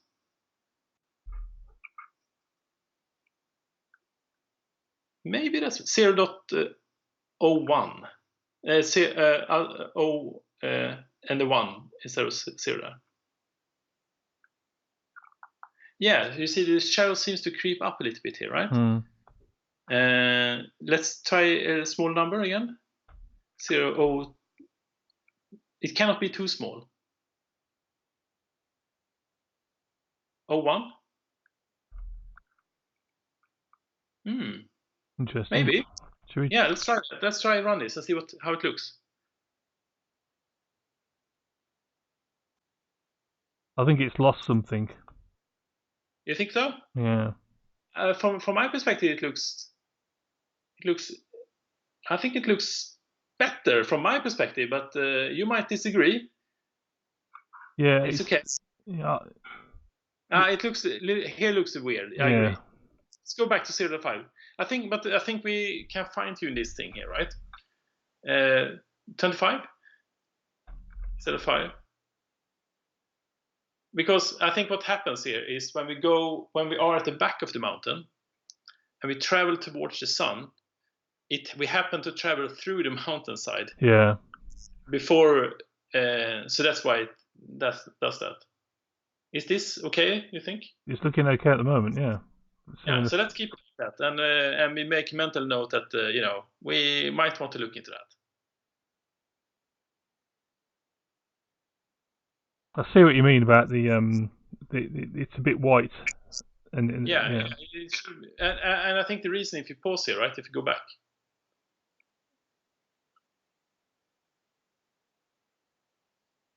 because what we do here is we found the intersection point here, and then how it works is that it goes towards the light. So we draw a line there and goes towards the light, and then we step 0.25.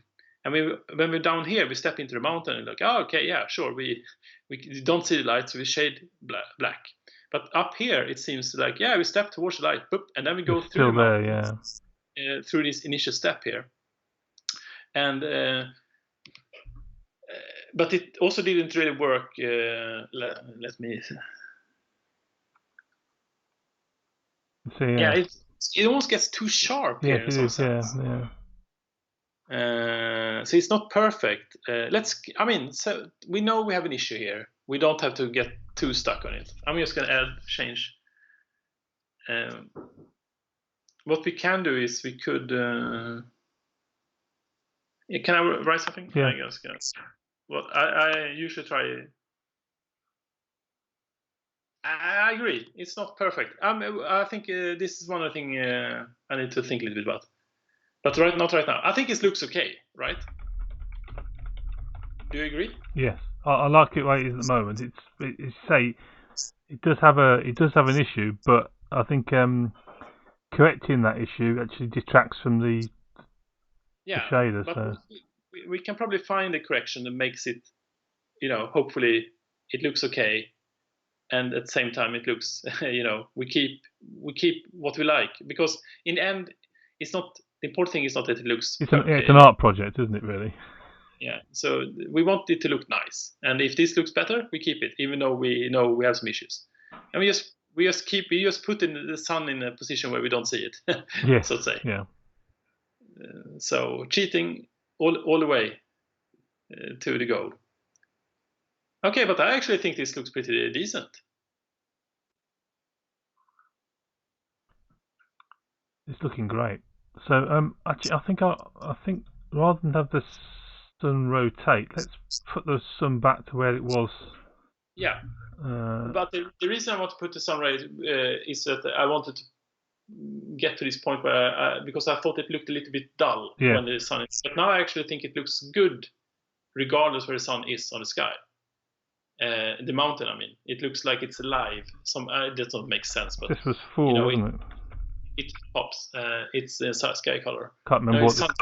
And if I think it was 2 in the beginning. With this, right. Not 4, 2. It's not. The sun should be here, shouldn't it? So it wasn't.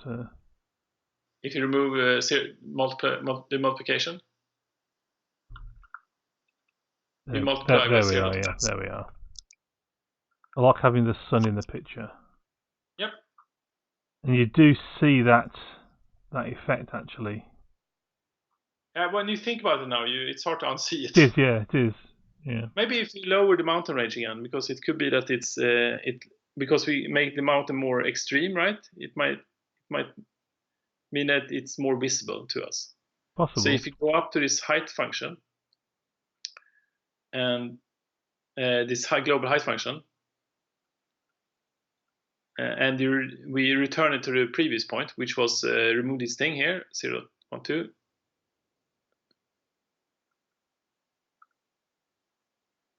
That's good. Not like that. Plus minus 0.3.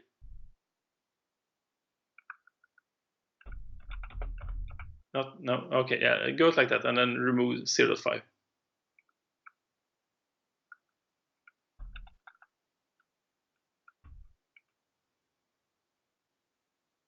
Minus 0.3. Yeah, there it is. Yeah, I think it's actually because the mountain are not as extreme right now. Mm. Because the top, the point, it's not as pointy, right? Yeah. And then it's not as extreme as it was. It still exists in some sense, right? It's not quite so noticeable as you say. Yeah, because the reason for that is because the mountain top gets flatter, then it doesn't travel through the mountain point, the mountain range. So we can keep it for that. But notice there, can I borrow the mouse cursor? Yep, absolutely. Can you give me multiplication sign?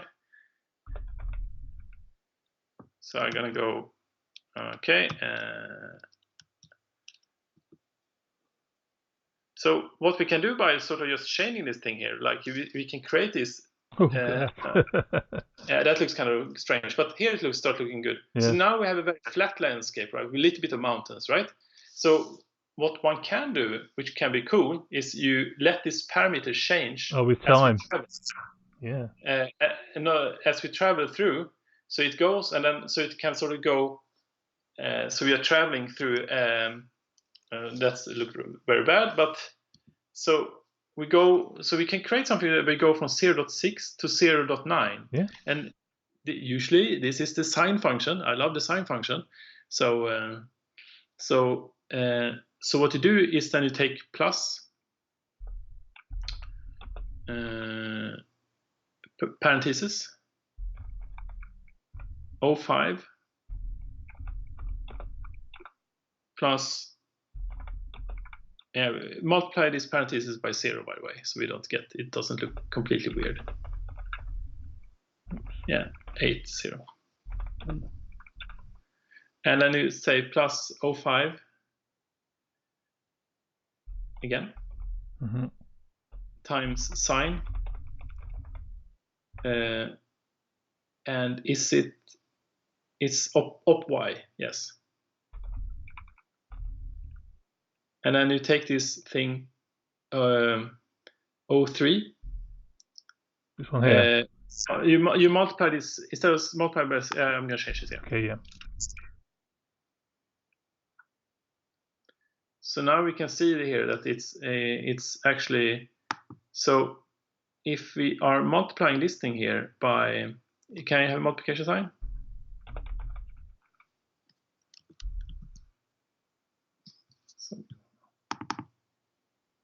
So now the mountain range is quite intense, or like more intense, right? But as we travel, it's a valley. Yeah, but now it's going to increase because it starts. We can let's start with coast instead, right?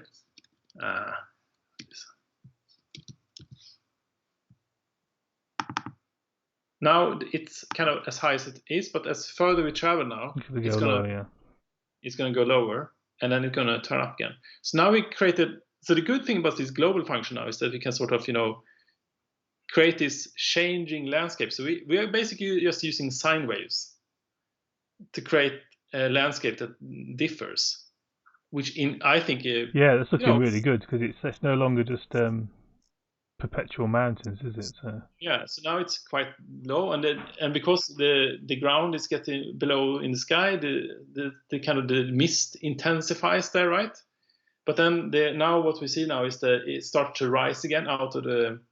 I think we could stand to make the mountains a bit more extreme, actually. Yeah.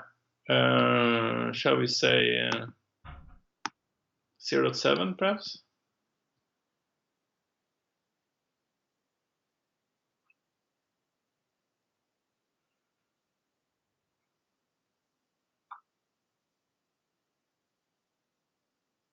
Yeah.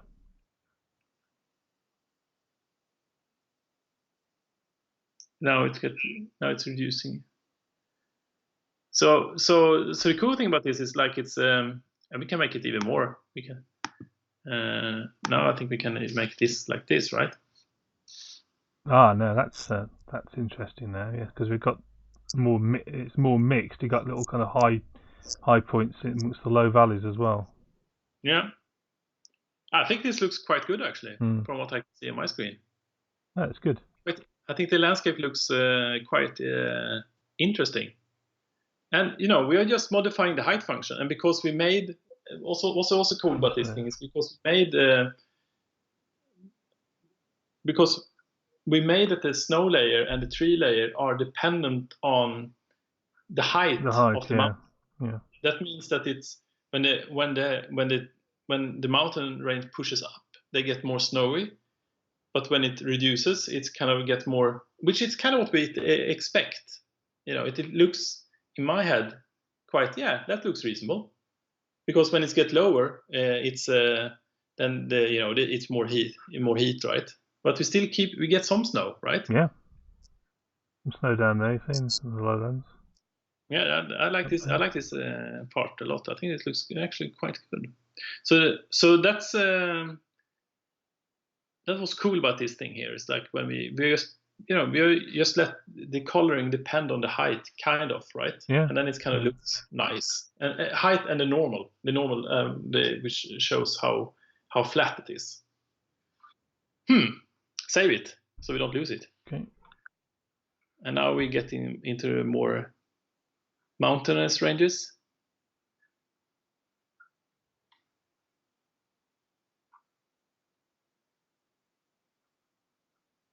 Here's the next valley. Yeah. I love the way the snow comes down into the trees there. That's really nice. And I think it's a nice valley there. That's kind of cool. So now we are that's an interesting change. Yeah. So now the sine wave goes along the x-axis. So now we are actually following it instead like that.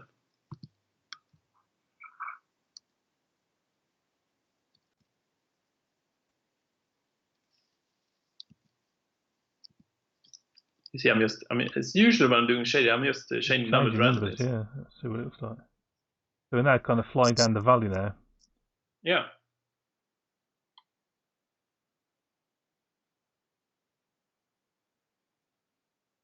That's pretty cool. Yeah.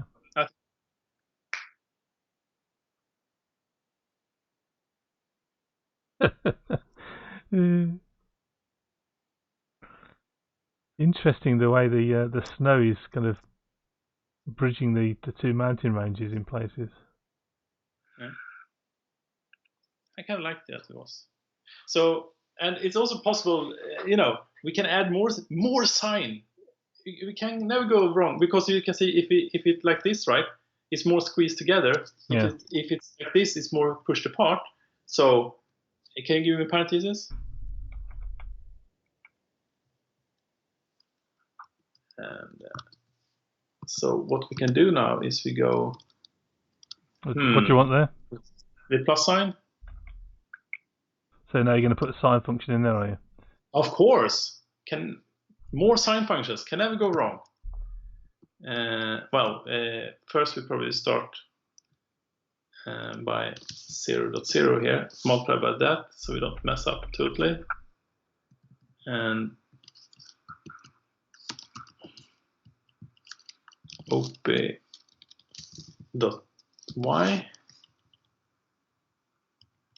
And can I have a parenthesis? Yeah. Actually, I think I can do parenthesis myself. Okay. And then I go 1 plus O. You want times there as well, yeah? Plus. Yeah, plus. And what happens if I go? Ooh. So now you see it comes together. No, that is nice, isn't it? It's looking now, the valley's kind of, let's say, closing up and opening up. Yeah. The misty morning on the edge of time, Black Sabbath. Yes. Now this is looking really good, isn't it? Lying along this valley.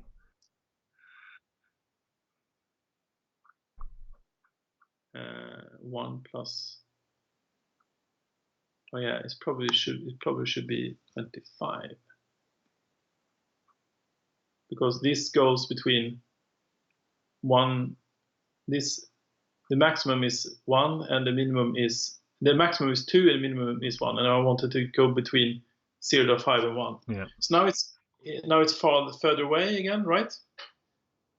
So by modifying this global height function, right, we haven't changed much. We have just said that the global height is sort of depending on the position. Yeah. And then we get this impression that we are flying through this mountain, through this thing here. So if you remember my magnum opus, the train thing here, right? You remember I had some part of my where I was following the valley, right? Yes. So this is really how that worked, right? I created a function that sort of, created these valleys using these global functions as we have here, right? That's what I had, kind of. And then I was just following that range.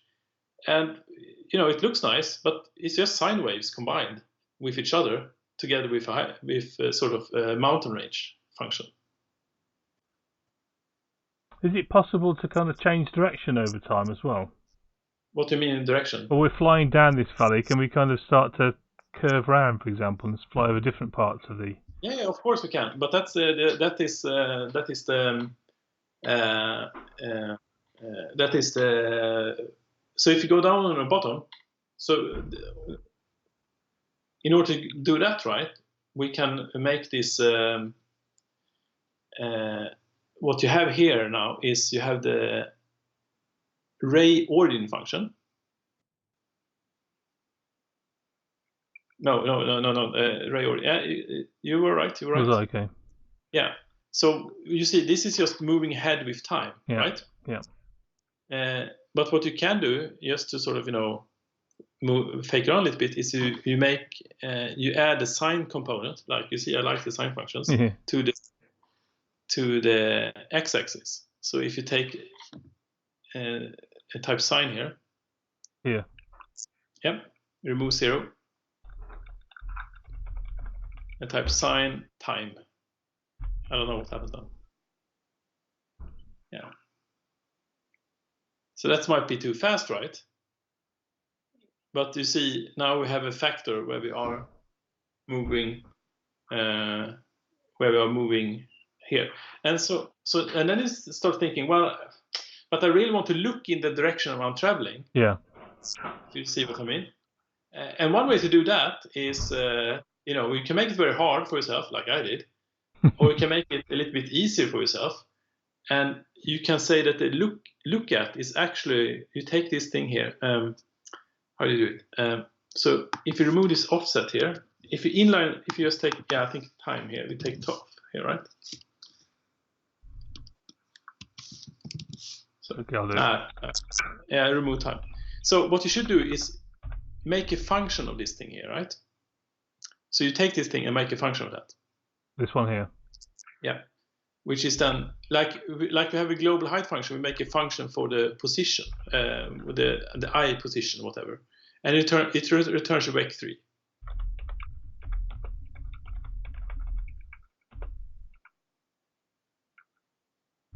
As an input argument, it takes the time, float time or float something, float whatever.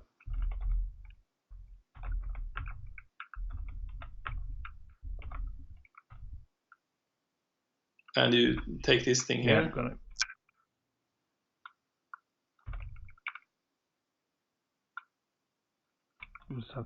And you return.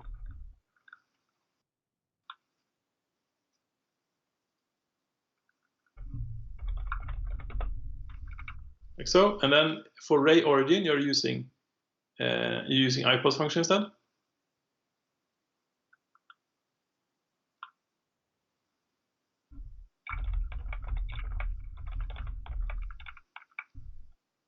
Okay, yeah. And then now, what you do is this is look at. So then you take I position plus say 1 second or something like that.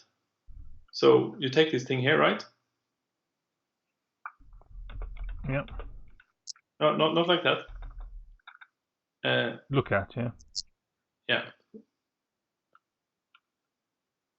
Keep this part. Keep this part, but remove.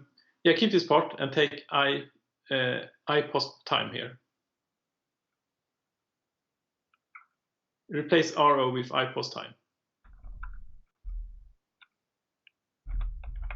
I'm looking behind. So, and then you take +1 in the time, time +1. And then you remove this factor here. The vec3, or the 2? The 2.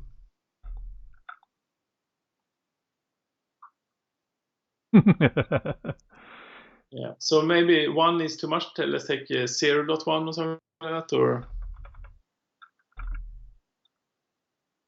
we're looking straight into the ground. That's interesting. Maybe we go like this.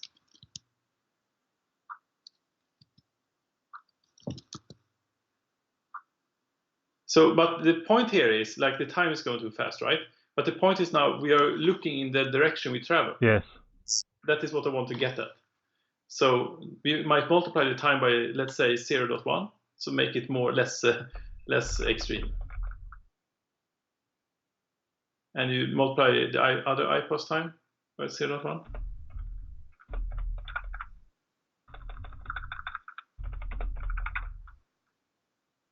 So now we are more slowly traveling,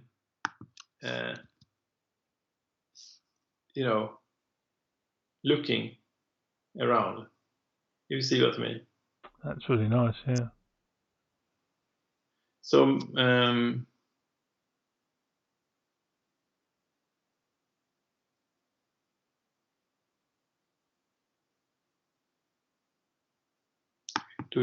let's multiply the t factor here by 2.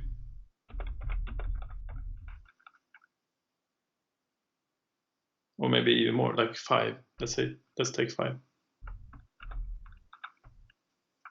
Actually, I rethought this thing.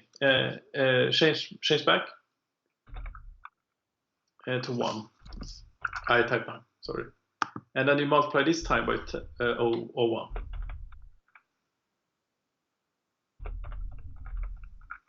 And remove this 0.1 here.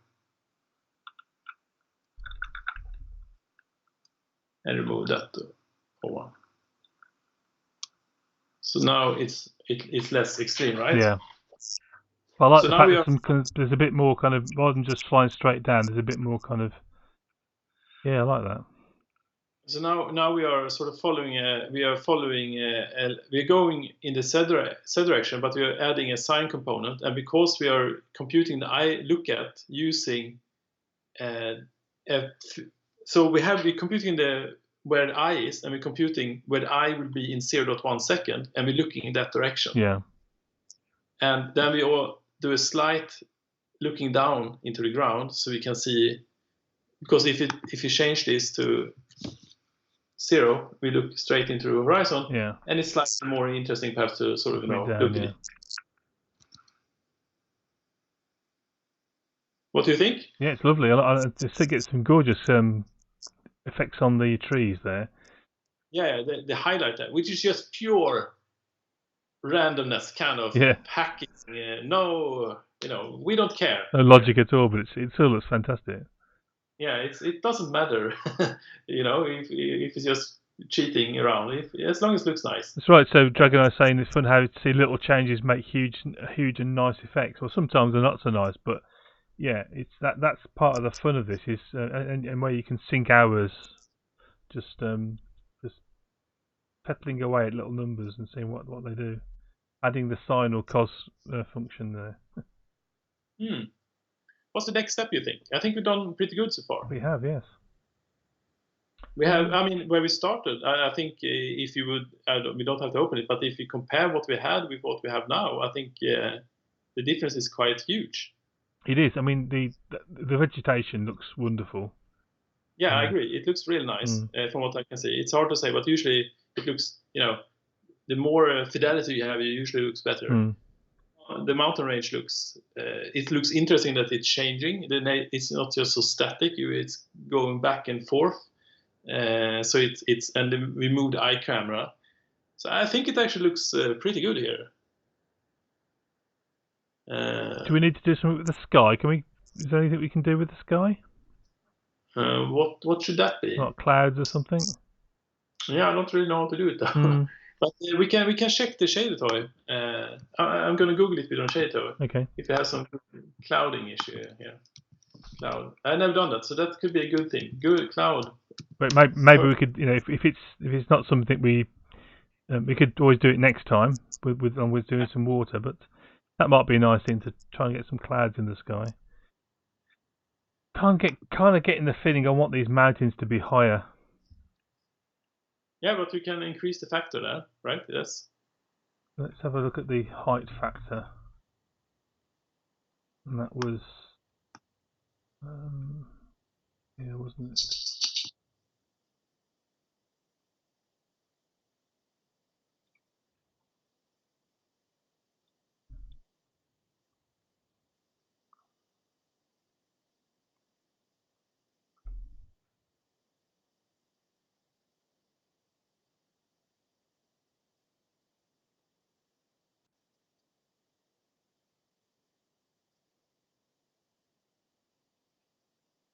Yeah.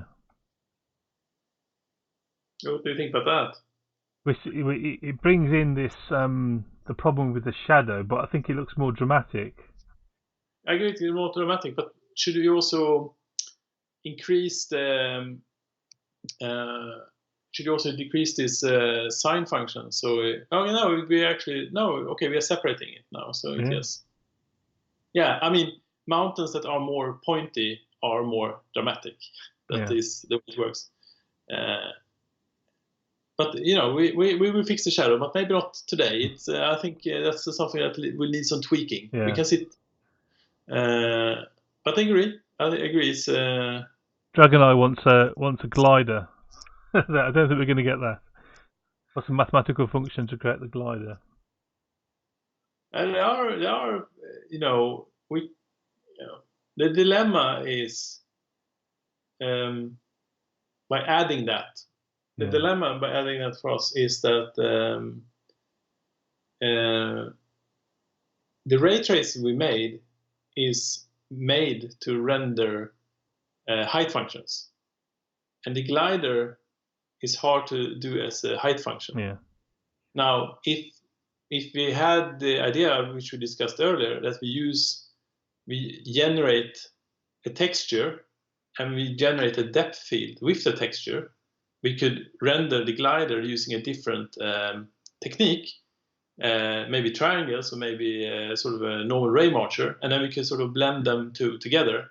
But the height ray trace we're doing here is limited kind of to doing what we're doing. It's doing a good job for that, but the glider will be hard.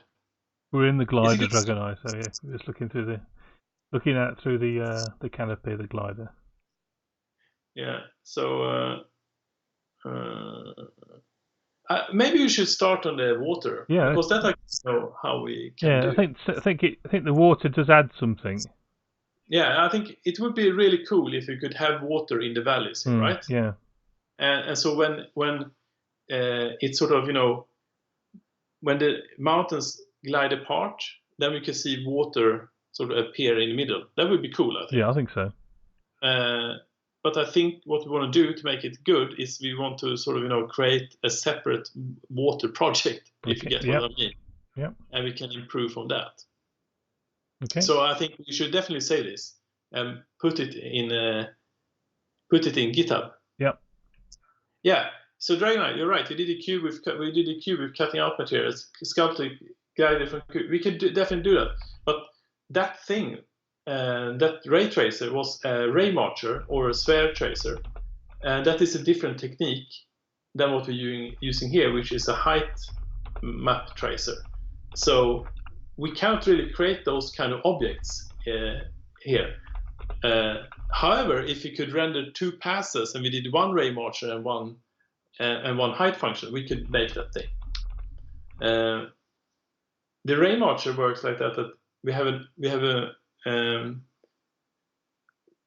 a function that returns the distance to the object, but that's not how our mountain range works. The mountain range returns the height of the mountain. Yeah. And then we need two different techniques to ray trace it. So that's why it works like that. So that's up in GitHub now, so we can. So if anyone wants to go and see that, I'll just post. It would be cool if we could move this into Shadetoy as well, but I think when you try to do it, the challenge you will find is that in Shadetoy there is no there's no built-in Perlin noise. Yeah. But you can compute Perlin noise, but we can do that another time. Yeah. Let's see now.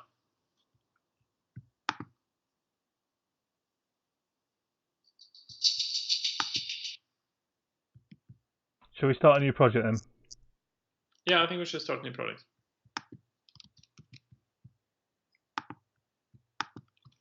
But you know, I think a pretty good. That's fantastic.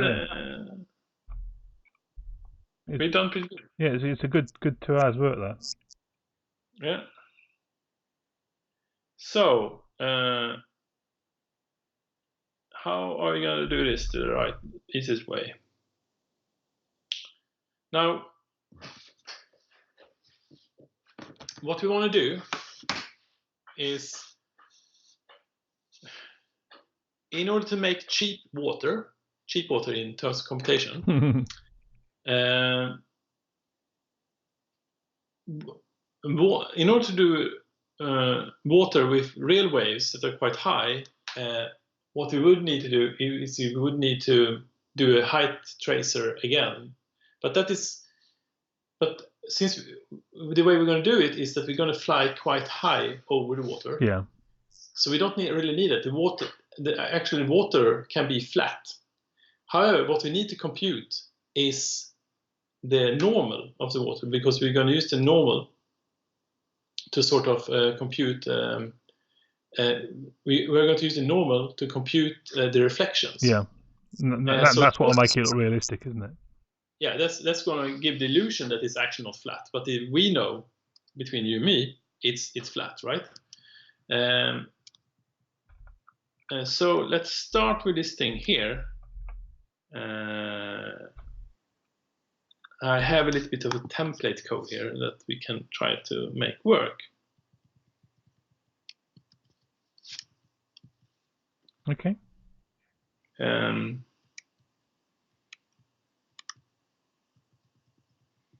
So I'm going to paste that to you, so you can put it in here, right? Okay, yeah. So we can work on that. So this code is just to sort of create a simple ray tracer where we just ray trace to find the surface of the water, and then we will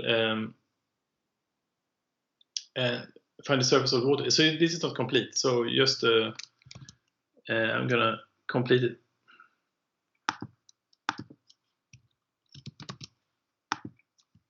Okay, you're still typing, are you? Yeah. Okay. Now I think it's done. Yeah, you can't remove everything. So instead of the main image, this is the Shadetoy example. So what you do instead is here. I'll copy the whole thing in, and then we'll fiddle it in. And put it not. Copy the whole thing, but don't replace the main function. No, that's right. So this is just to sort of set up the vectors and the ray origin and the ray direction, all these kind of things. Classic stuff. So the vector P is actually vector UV down there. So in the main function, if you rename UV to P in the main function, not that one, but the one on the bottom. Yeah, sorry, I'm looking at the wrong screen. Here, yeah, that's one, yeah. Yeah. And then you take from line 28 to line 39.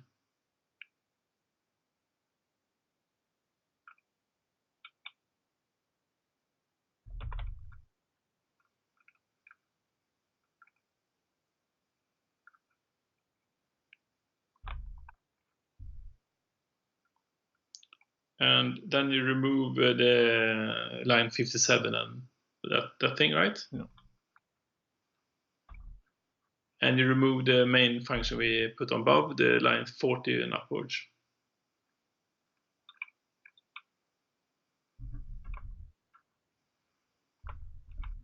E resolution. Okay, so just called resolution, right? So if you remove. It's called resolution, yeah. Yeah, I think so. It's gonna the screen is gonna go black. Yeah. Okay, cool. Then I have prepared a sky color function, I think. Let me see if I can find that thing. So I have, let me see here now. I have a sky color function that will help us to sort of, get a nice looking sky. Okay. That we can then use to sort of, render it. So we don't, we know how to do this thing. We don't have to redo them from scratch every time. We can talk about how they work. So I'm going to share it with you. Does that thing work? Yeah, got it. Okay, I'm basically copy pasting from some old examples I have lying around. Sun direction is not available. Didn't you get that function? Or did I miss that? I think so. I'll pick it up in a second. Yeah. I think it's I missed in it there. at all. Yeah.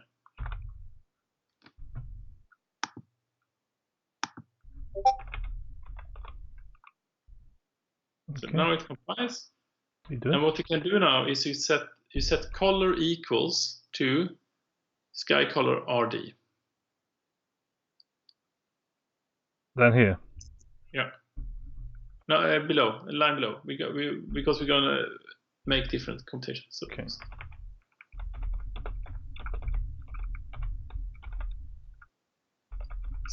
So we compute the sky, the color of the sky in that direction, yep. And it says minus instead of. Oh god.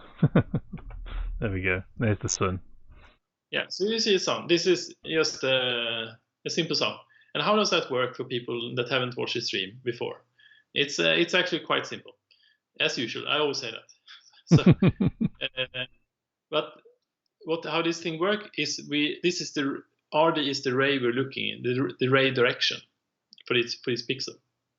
And what we're trying to do is we take the dot product between the ray and the sun direction. So the sun has a direction in the sky, and if the more and more of these things sort of overlaps or like it becomes not orthogonal but sort of parallel, the more intense we are looking more and more directly into the sky. Boring old Ram, thank you very much for the follow. Thank you so kind. This is the perfect of the sun dot. The sun dot does the dot product. So if the sun direction and the ray is parallel, it will be 1. If they are orthogonal, it will be 0. Yeah. And then what we do is we are here. What we're doing here, we have a sky color, and then we're just mixing the sky color depending on the ray direction y. So ray direction y goes between pointing along the straight or pointing upwards. So this is just a simple way to do that. And then here we have we compute the corona, I believe.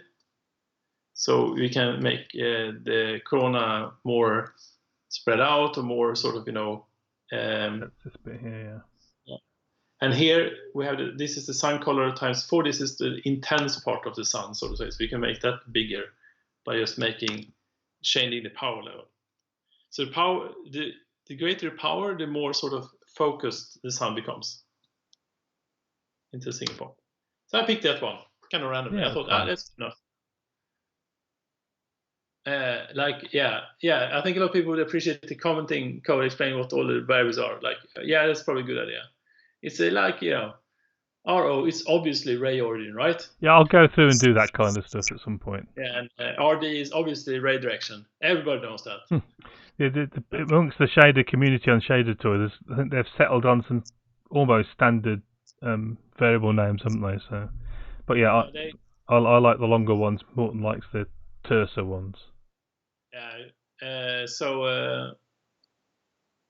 I'm damaged from the Shader Toy. It's like obviously RO, and the map function is the distance function is so. Now we have a sky, but we want a water plane. And how will we do that? in order to get the water plane, what we do is we're doing the same thing, kind of what we did with the other thing. We're going to compute the distance to where we intersect the water. Yeah. So one way to do it is just doing this. I'm just going to share it because it's so simple.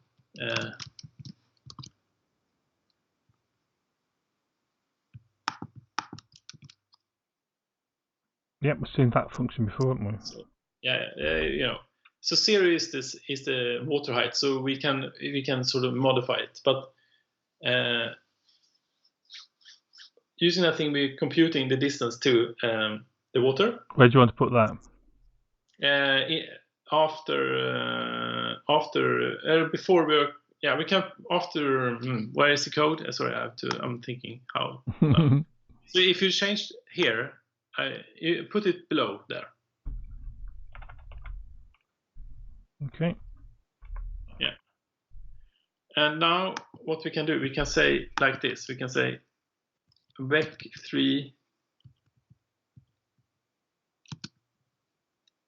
sky call, like so.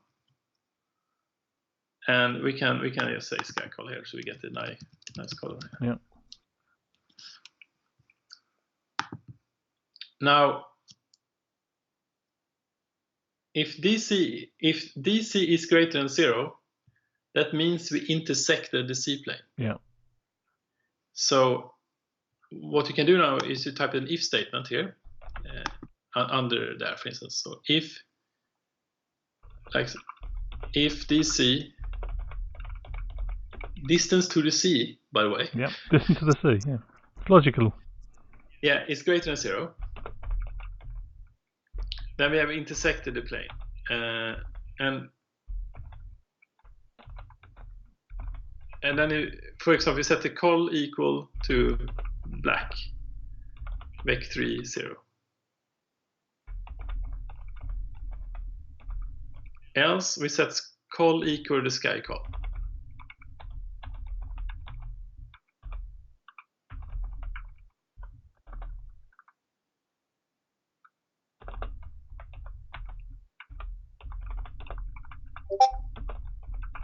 Sky call, yeah, okay. And then at line 69 you use col instead of sky col. Yep, so there's the water level, nice and flat horizon, yeah. So, and what we do now is we compute the position of the water by taking vec3 position equals the ray origin plus the distance to the sea times the ray direction. That will give you us a point on the water level. Okay. If that makes sense. So you have to say that again. So you compute a position P inside the true part of the above that thing there. Above, yeah, okay. So vec3 is equal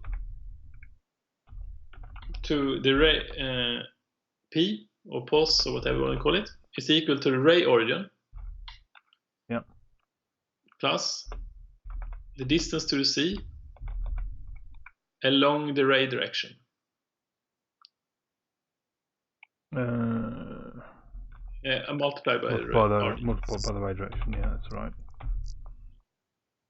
And then we can say that the normal of the we're going to do more with that, but for the moment we can say that the normal is just pointing upwards.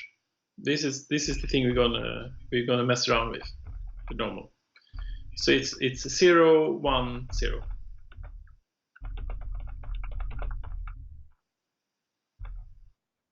And from here now we will do a reflection along the ray direction and the normal, so you can do a reflect ray or whatever you want to call it.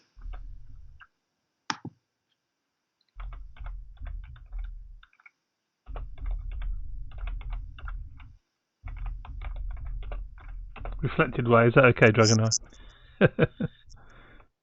Yeah, and you type reflected ray and reflect RD over the normal. So reflect is function called and RD come normal. And now we can sample the reflected sky color here.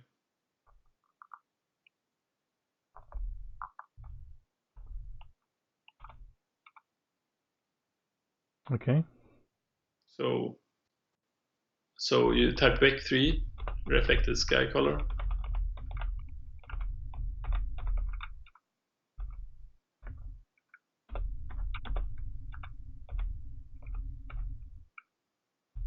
So sky color function, yes, and you take the reflected ray. Okay. It's wrongly spelled. Reflected. It's the new spelling for reflect. Yeah, it should be much easier. And then you take col equal reflected sky color. Let's just save that. Yeah, you never know. You never know. Okay, so now we've got the sun reflected in the water. Yeah, so so the mission for us now is to compute a normal that. So the normal now changes as it do with a wave, and then so now we're going to use kind of the same technique as we did with the other function. We're going to use a height function that gives us the height of the waves. And so I would make a height function. Just put it somewhere. So this is going to return a height. So this is called height function. And this takes a position 2-dimensional coordinate in vec2p. Yeah, that's good to start with. And you just return, I would say, you return, what is a good height function? Yeah, you just return the sine function, sine px, py. Something like that. Okay. So now, but this is the height. So what you can do now is we can compute the height of this sine wave at that point. But that's not what we need. We need a normal.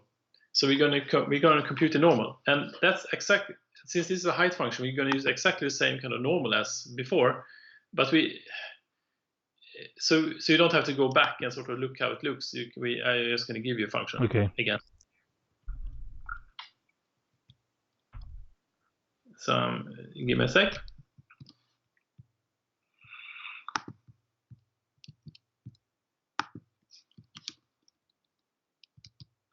Yeah.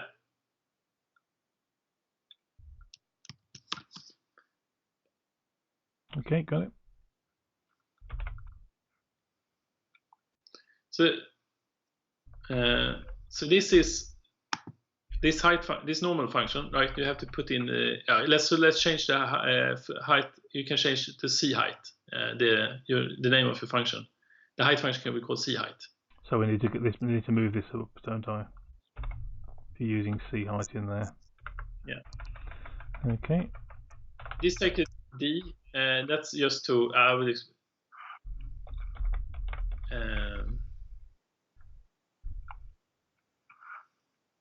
so this gives what this thing does. It uses the c height to compute the normal. So you see this kind of thing you see all the time. Yes. Where you're taking the position and adding a very small amount. EPS is epsilon, a tiny amount.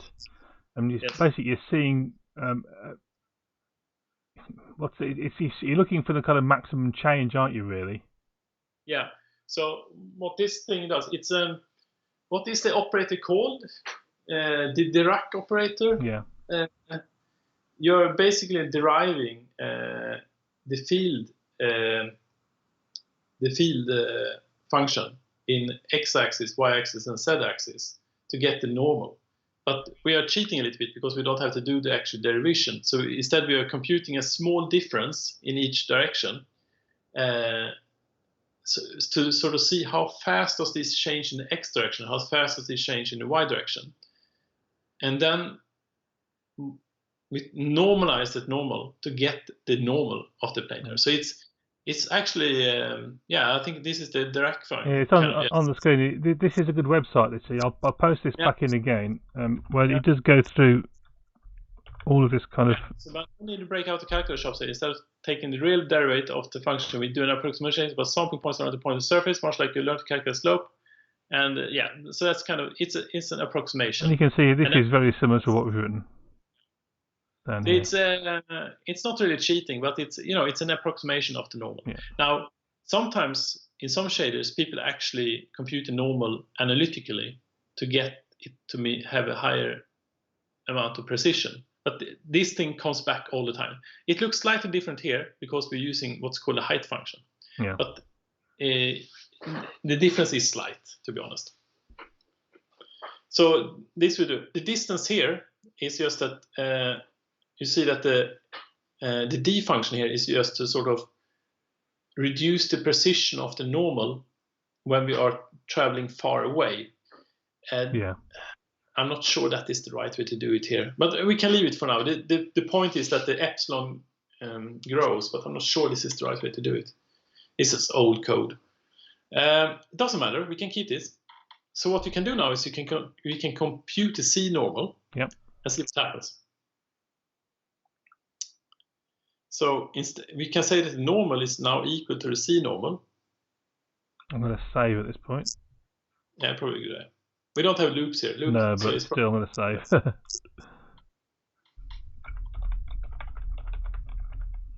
And I've forgotten what gets passed in. It's a position T and the D. And what's D? DC? DC, yes.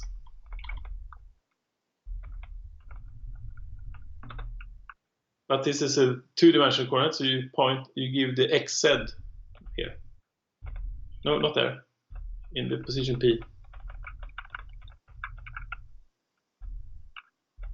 Oh, there we go. Lots of parallel waves. Yeah, so it's not. I think the reason it looks a little bit funny is because it's too intense here, right? The waves are too high. It's the sine function we're doing, isn't it, up here? Yeah. So reduce the amplitude of the sine function. I think it might look better. So 0.1 perhaps. There we go. Look at that. That's the wave if I ever seen one. That's definitely ripples on the sea. Yes, wonderful. And what you do now is then you add a time factor to the sine function. Not like that, but in the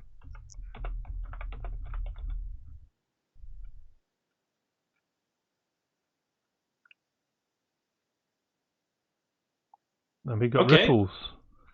Magic, isn't it? Yeah. So it's a start, right? Yeah, absolutely, yeah. Yeah. So it's we will improve this. But I mean, considering our effort so far, it's not too bad. So how do we make waves? It look more like waves. Well, you can say normally waves are. There are many things there are many ways to improve this. There are sort of many problems, but one of the things is usually that you might have a main wave in the ocean, and then you have secondary waves imposed on the main wave, and they are rotated slightly. Yeah. So instead, we are going to do what we do now is we say you make a variable called float height. In the sea height function. Yeah. And we initialize that to 0. And then you make a float amplitude, because we did that before.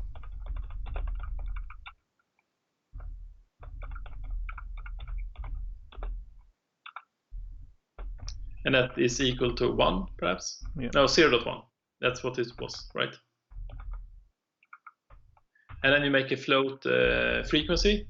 We can make that 1 currently.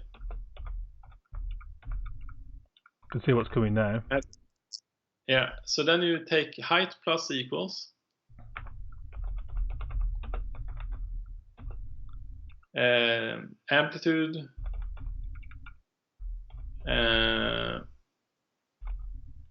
time sine times p dot y times frequency plus time.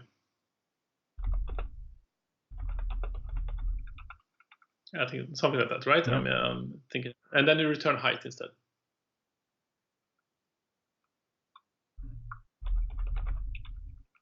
So now we make a for loop. Indeed, we do. So now we need to save. So, and as usual, whenever I make a for loop, what I do is this, right? I showed you this before. I put an X there, here, yeah.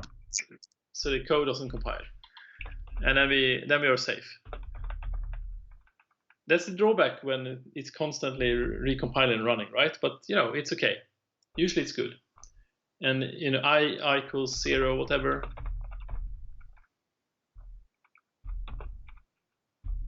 And I is less than 1.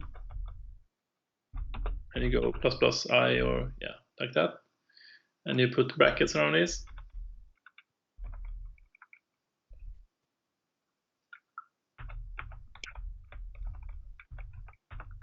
And then you can remove the X.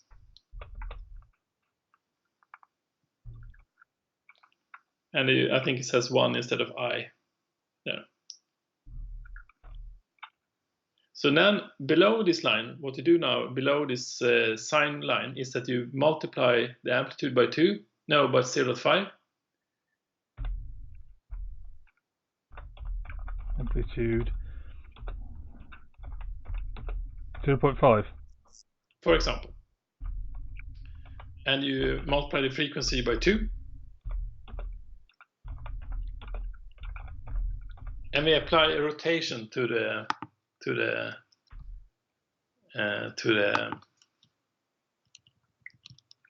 So this is familiar stuff. This is basic what we were doing last time, isn't it? Yeah, this is the same thing we did to generate the desert kind of. Yeah.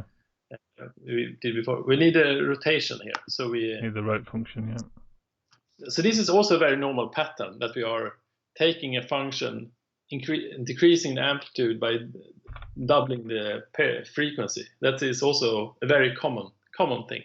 Yeah, so we're starting getting to the point where we're pulling in functions that we've used before, which is a great stage to be at, because we've now got a little library of functions we can use for all this kind of stuff. Yeah. So, and now you can apply a rotation here. So just rotate the P position by 1. As usual. So that, and what is it complaining at? Amplitude not found. Ampli, it's an I too many. There we go, yeah. So what happens if you change 1 to 2? Save, by the way. We never know.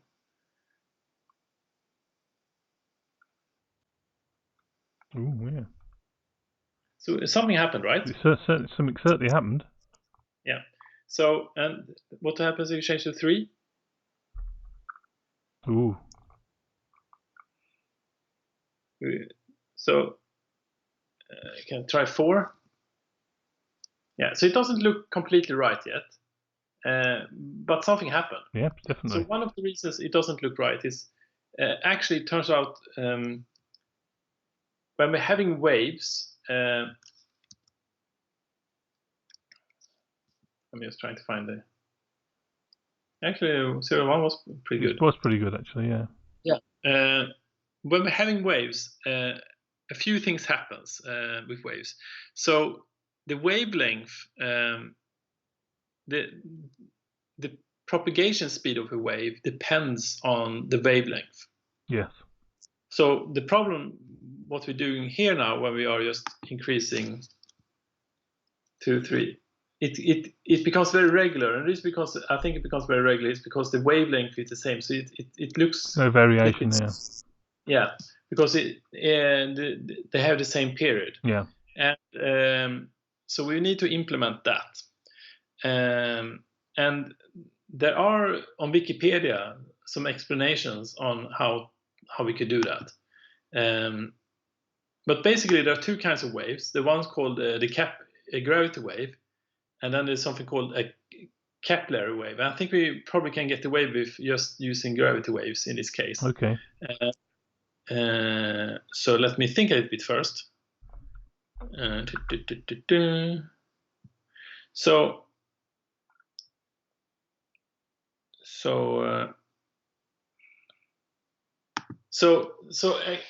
the gravity wave is the big waves. Those waves are mostly controlled by the time it takes for them to sort of propagate is mostly controlled by the gravity, and sort of a big wave is kind of slower. Yes. Than a small wave.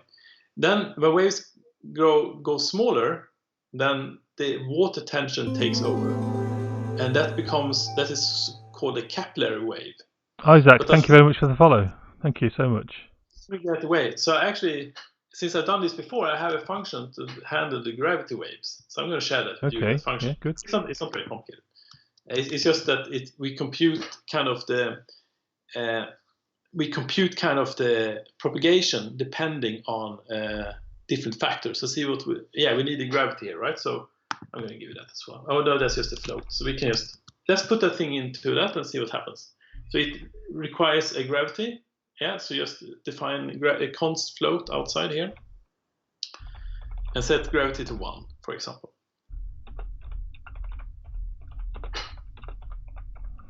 So we're very close now. We're only 6 away from the target of 300 followers. So if anyone in stream hasn't followed, please would you consider doing so?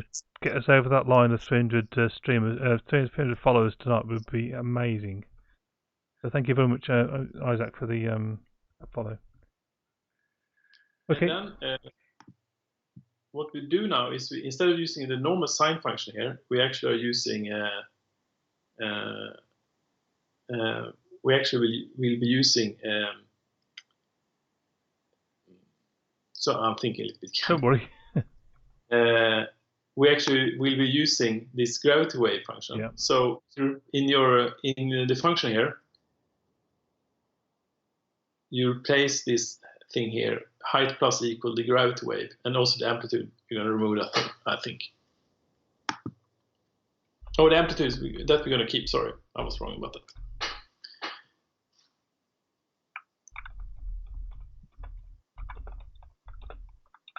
Okay. And K is the period, right? Yeah, that is the wavelength.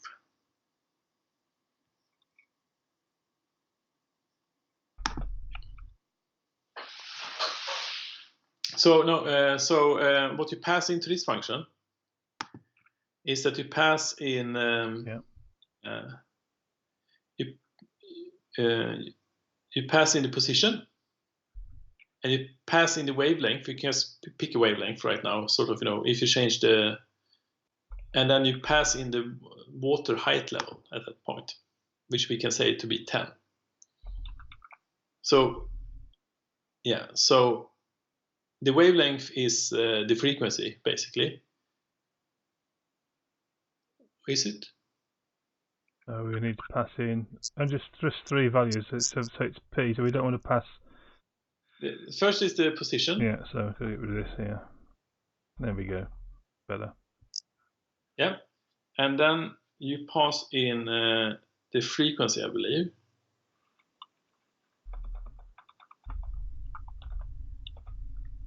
Like so, and then what happens if you now add another iteration here? Iteration 2. Yeah, now you see what happens now. It's not since the waves are not propagating in the same speed anymore, right? Yeah. It kind of changes. So let's see what happens if we go number 3 here. So let's see if we can sort of experiment with that and sort of see if we can find a good combination of numbers that looks good. Let's think.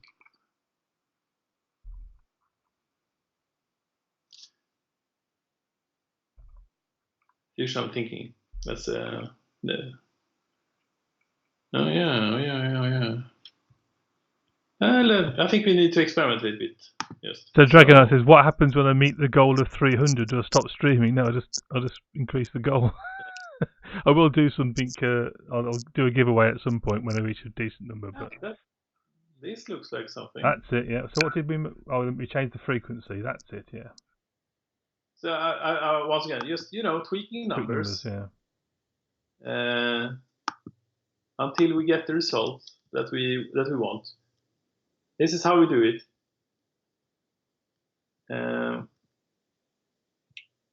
I think we can do it this way as well. So I'm actually thinking if I is greater than 1, can I get the question mark? There you go.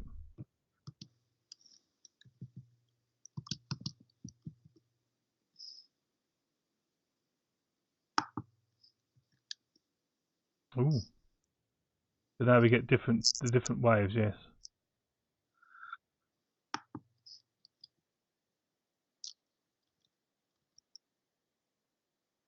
So what we're doing here is we get 2 primary waves that are kind of going in the same direction. That's amazing how you can just change those numbers and you get a completely different look.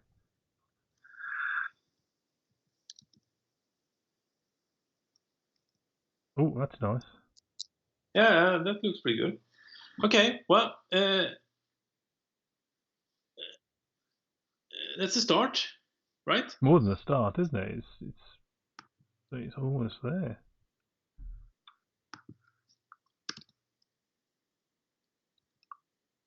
Yeah, it looks a little bit funny. Yeah, I think this is something. It's really good, yeah. No, but I mean, you could say, yeah, this looks like waves coming in. Maybe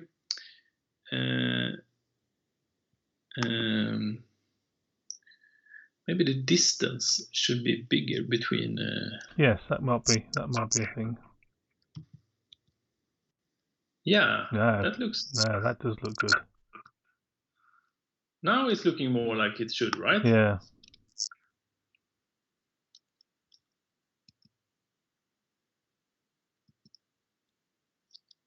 That's really nice.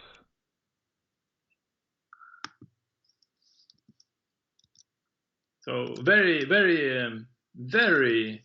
What do we say? This is very much scientific approach. Empirical, yeah. Oh, that's nice.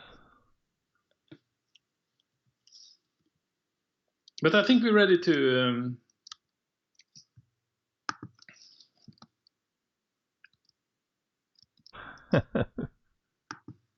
changing numbers randomly till it works. That's it, isn't it? That's the name of the game.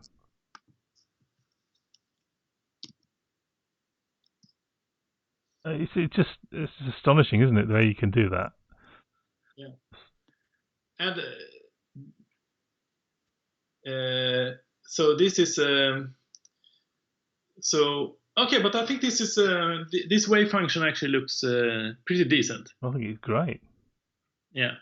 So one thing we should do now is because the way water kind of works is it's not reflective completely.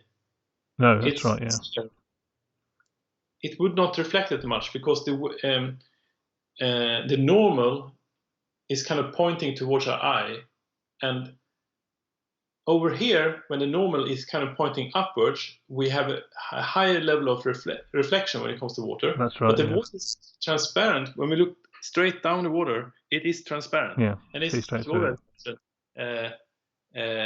Fresnel's law. Yeah. And so we're going to compute the Fresnel effect, and we're not going to do it properly, of course, but we are going to be inspired by Fresnel's law and sort of compute a Fresnel effect. And one way to do it, we can just fake it, right? So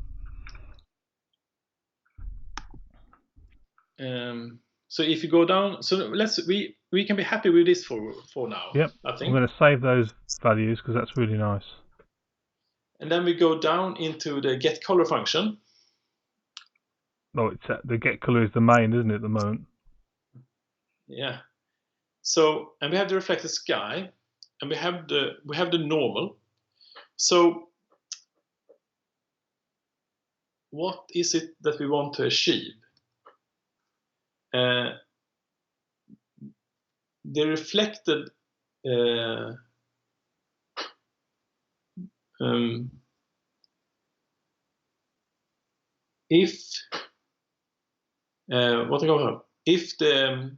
if the ray direction and the normal are perpendicular, we want the reflection to be maximum. If they are parallel, we should have the reflection to the minimum. So the first thing we do is you compute the dot product. Yes, because if it's 0, then we know that they're perpendicular. Yeah. So let's start with dot product. So we go float. You call this whatever you want. Dot is already yeah, okay, sure. And we take the dot product in between reflected the normal and the ray direction. Yeah. And we don't want this to become negative, so I think we run this through the max function. And if it's negative, and we add a 0, so it's always positive or 0. Yeah. And then what we can do is, or just to try it, if col is equal to what you can do on line 114 or 15 now, 15. We use this mix function, which we used many times before. So if the dot product is 0, that means we should have the maximum reflection. So that's good. And then we can keep it there, and then you type just type vec3 0 to black color. That's not right, obviously. And then you type the dot product there, and we see what happens. Nothing really happened. I'm surprised.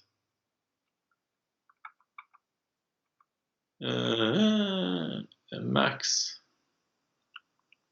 What if you type 1 minus dot product in here? In there, yeah.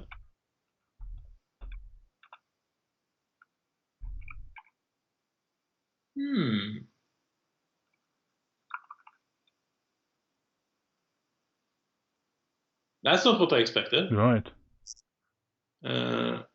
So what's wrong here? Okay, so let me try something. Yeah, floats. Yeah, that's true. So I'm just going to type dot product here to see if we can see if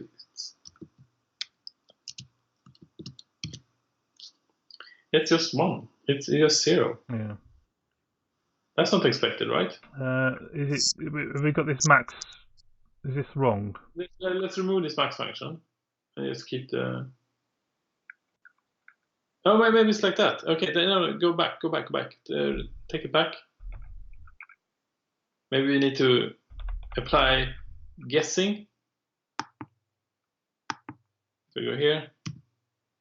No, I want the minus sign. No, what? It's complaining. Fix it. There's a end parenthesis. Yeah, missing. Yeah. There we go. There we go. Now that's more what I expected. Right. Here it's 0, and here it's getting something that's not 0. So let's see how this looks. I comment that row out. Ah, interesting, right? Yeah. I mean, it's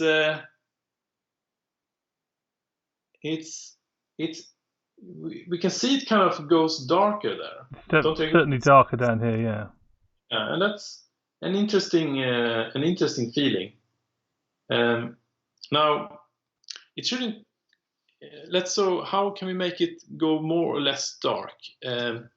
Now, I would use the power function. I love the power function. So there are some functions I love. So power function and end, and then you type 2 there and see what happens. Okay, that's probably not the right direction. So let's go 0.5. This is, as usual, very. There we are.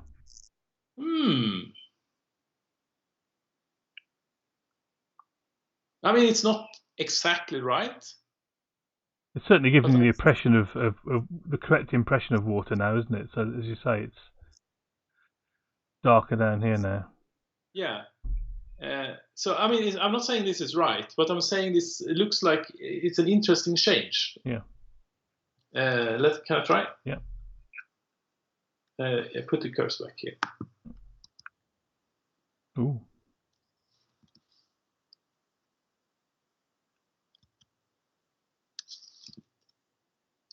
So it's quite interesting. So how we do that thing there?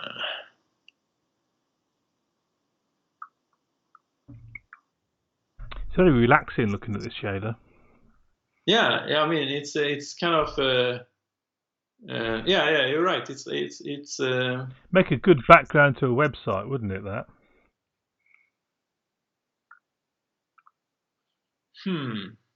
I'm thinking how we should proceed here. But I mean, it's still it's not bad. I think. No, I think it looks really good. I really like it. It's so say we're reusing concepts we've done before. So you say it's very similar to when we started doing sand dunes, and we've got exactly the same functions. We've got these loops. Where is it? Here. Yeah. Iterations here, just what we've done before.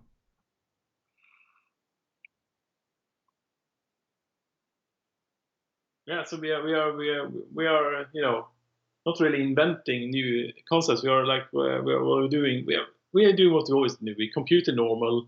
We and we cheat and try different things.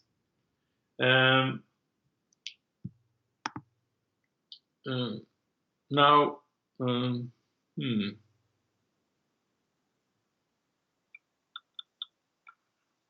how do you think we should proceed? Well, I mean, I'm quite happy that we kind of finish on that note, and we kind of come back to this next stream if you want. I think that's good. I think we can be pretty happy with today's work. I think so. Let's run this full screen. I mean, this is not bad. I think it's really kind of relaxing. I think it's nice. The calm sea, just a few ripples on coming in. Yeah, and I think we could put this into our shader next time, our mountain shader, to make the water have ripples on it that feels so natural. That feels nice. So I think it's pretty good day's work, and this is I think this shader is quite simple. Again, I like to say simple, right? But what we do is we compute the rays as we always do. We create a ray direction, and we have ray origin, and then we intersect the plane where the water is, and then we compute the normal using the sea height, but we don't have a sea height. It's a flat plane. Is really what we're looking at. That's right. Yeah. And then using this normal, we then bounce off here, and also using the normal, we create this Fresnel effect here. So here we are. It's less reflecting here, and here is more reflecting. Yeah. So that's really what this is all about. And then we have something fake skybox. I think what Dragon Eyes kind of put it in very good words there. The maths is not hard. Nobody could say the maths we do is hard. Putting it together, is where the kind of skill comes in, and that's I'm so grateful that you're guiding us through that part of it, because the maths isn't difficult, but it's laying it out, and then, as you say, it's a matter of trial and error to get something that looks good. So right now I had a question, but I still have to wrap my head around the per pixel calculating. What does that mean? Trying to understand the question. I think it's the idea that this program is running for every pixel. Yes. And it's really calculating, 60 times. Yeah. Or whatever the frame rate is. That's typically how a ray tracer would work. That you would compute a ray. Yeah, frame rate tracer. That's the thing.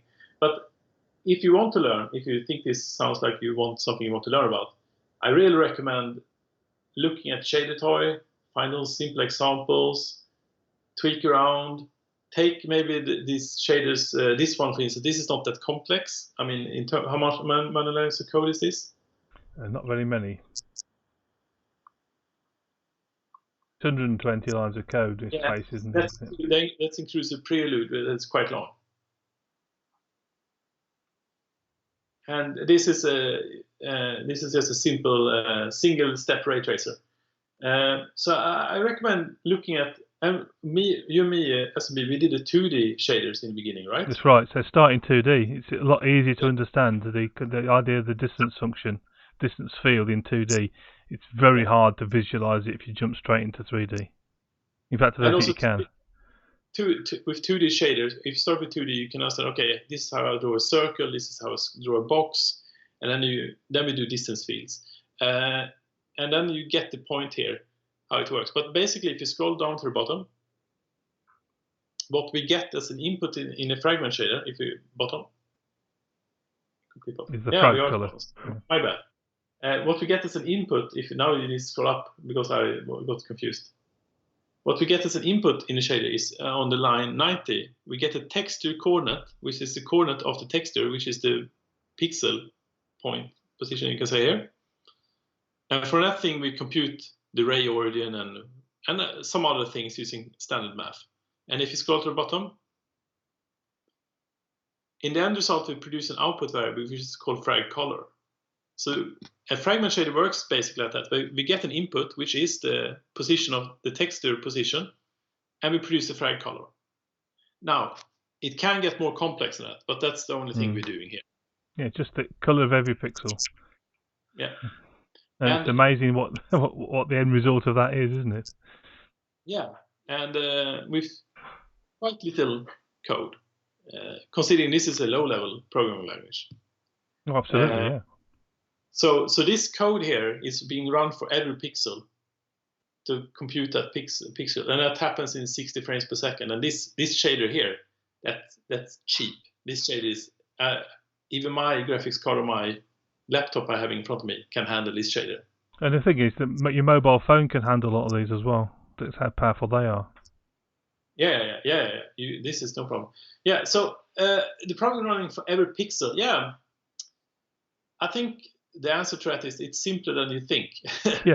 or don't think about that. Just think about, well, I'm trying to calculate the color of a pixel, and if I do that, this is the end result. You know, it's almost mind blowing to think that's what's happening, isn't it?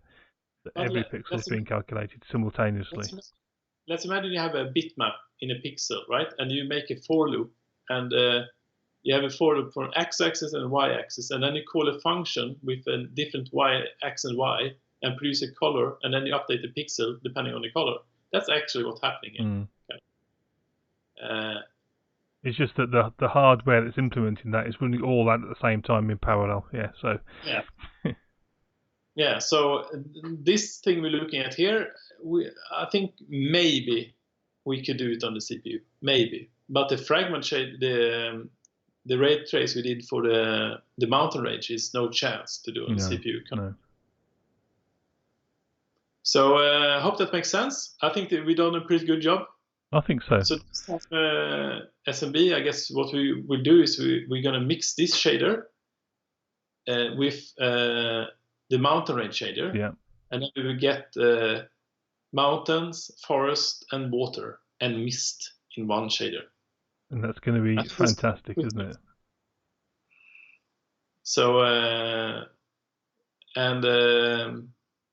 imagine we started from 2D and got here.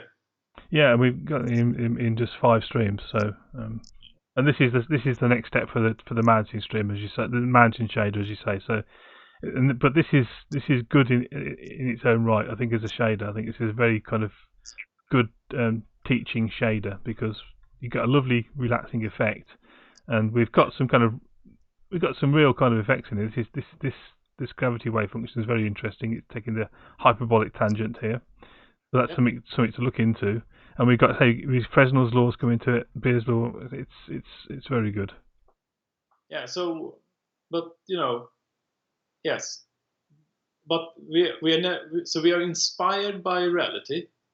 We look at, we are inspired by the gravity wave function, and we are inspired by the Fresnel's law, but we're never afraid to sort of sacrifice reality for it has to look good. Yeah, inspired by reality, but not constrained by it, I will say. Exactly right. Yeah. This is the SMB stream. Okay then, so thank you everyone for watching. I'm going to see if we can find someone to raid, I think. Let's go and... So those is streaming, and let's see. Who is streaming? Yeah, Robert Tables is streaming. Okay, we'll go and raid Robert Tables in. Let's go and do that. Yeah, welcome Dragon Eye. I'm glad you enjoyed this thing, our rambling about ray tracers. Yes. And I hope you got something out of it. Yes, thanks for the support, Dragon Eye. We do really appreciate it. So, Robert Tables, let's go and raid him. So, next stream will be on Wednesday. We'll probably do either some Z80 emulation or some text adventure. I haven't quite decided yet. Most likely to be some more on the Z80 emulator. So do join me for that if you're available.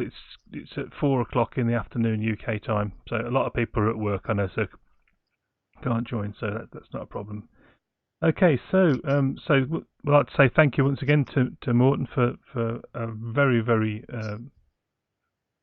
illuminating, and literally illuminating with the sun, but a fascinating stream, and I think our mountain range really is coming on wonderfully now. So a vote of thanks to Mårten from everyone, please, and we'll start this raid. So do join me if you can on Wednesday, and hopefully if Mårten's available, we'll come back with part 6 of the shader streams next Monday. So take care everyone, and have a really good night. We're going to be raiding any second. So Robert Tables does a mixture of software development and hardware stuff, so I'm not quite sure what he'll be doing. So do stay with the stream to go over to Robert's. And good night to everyone.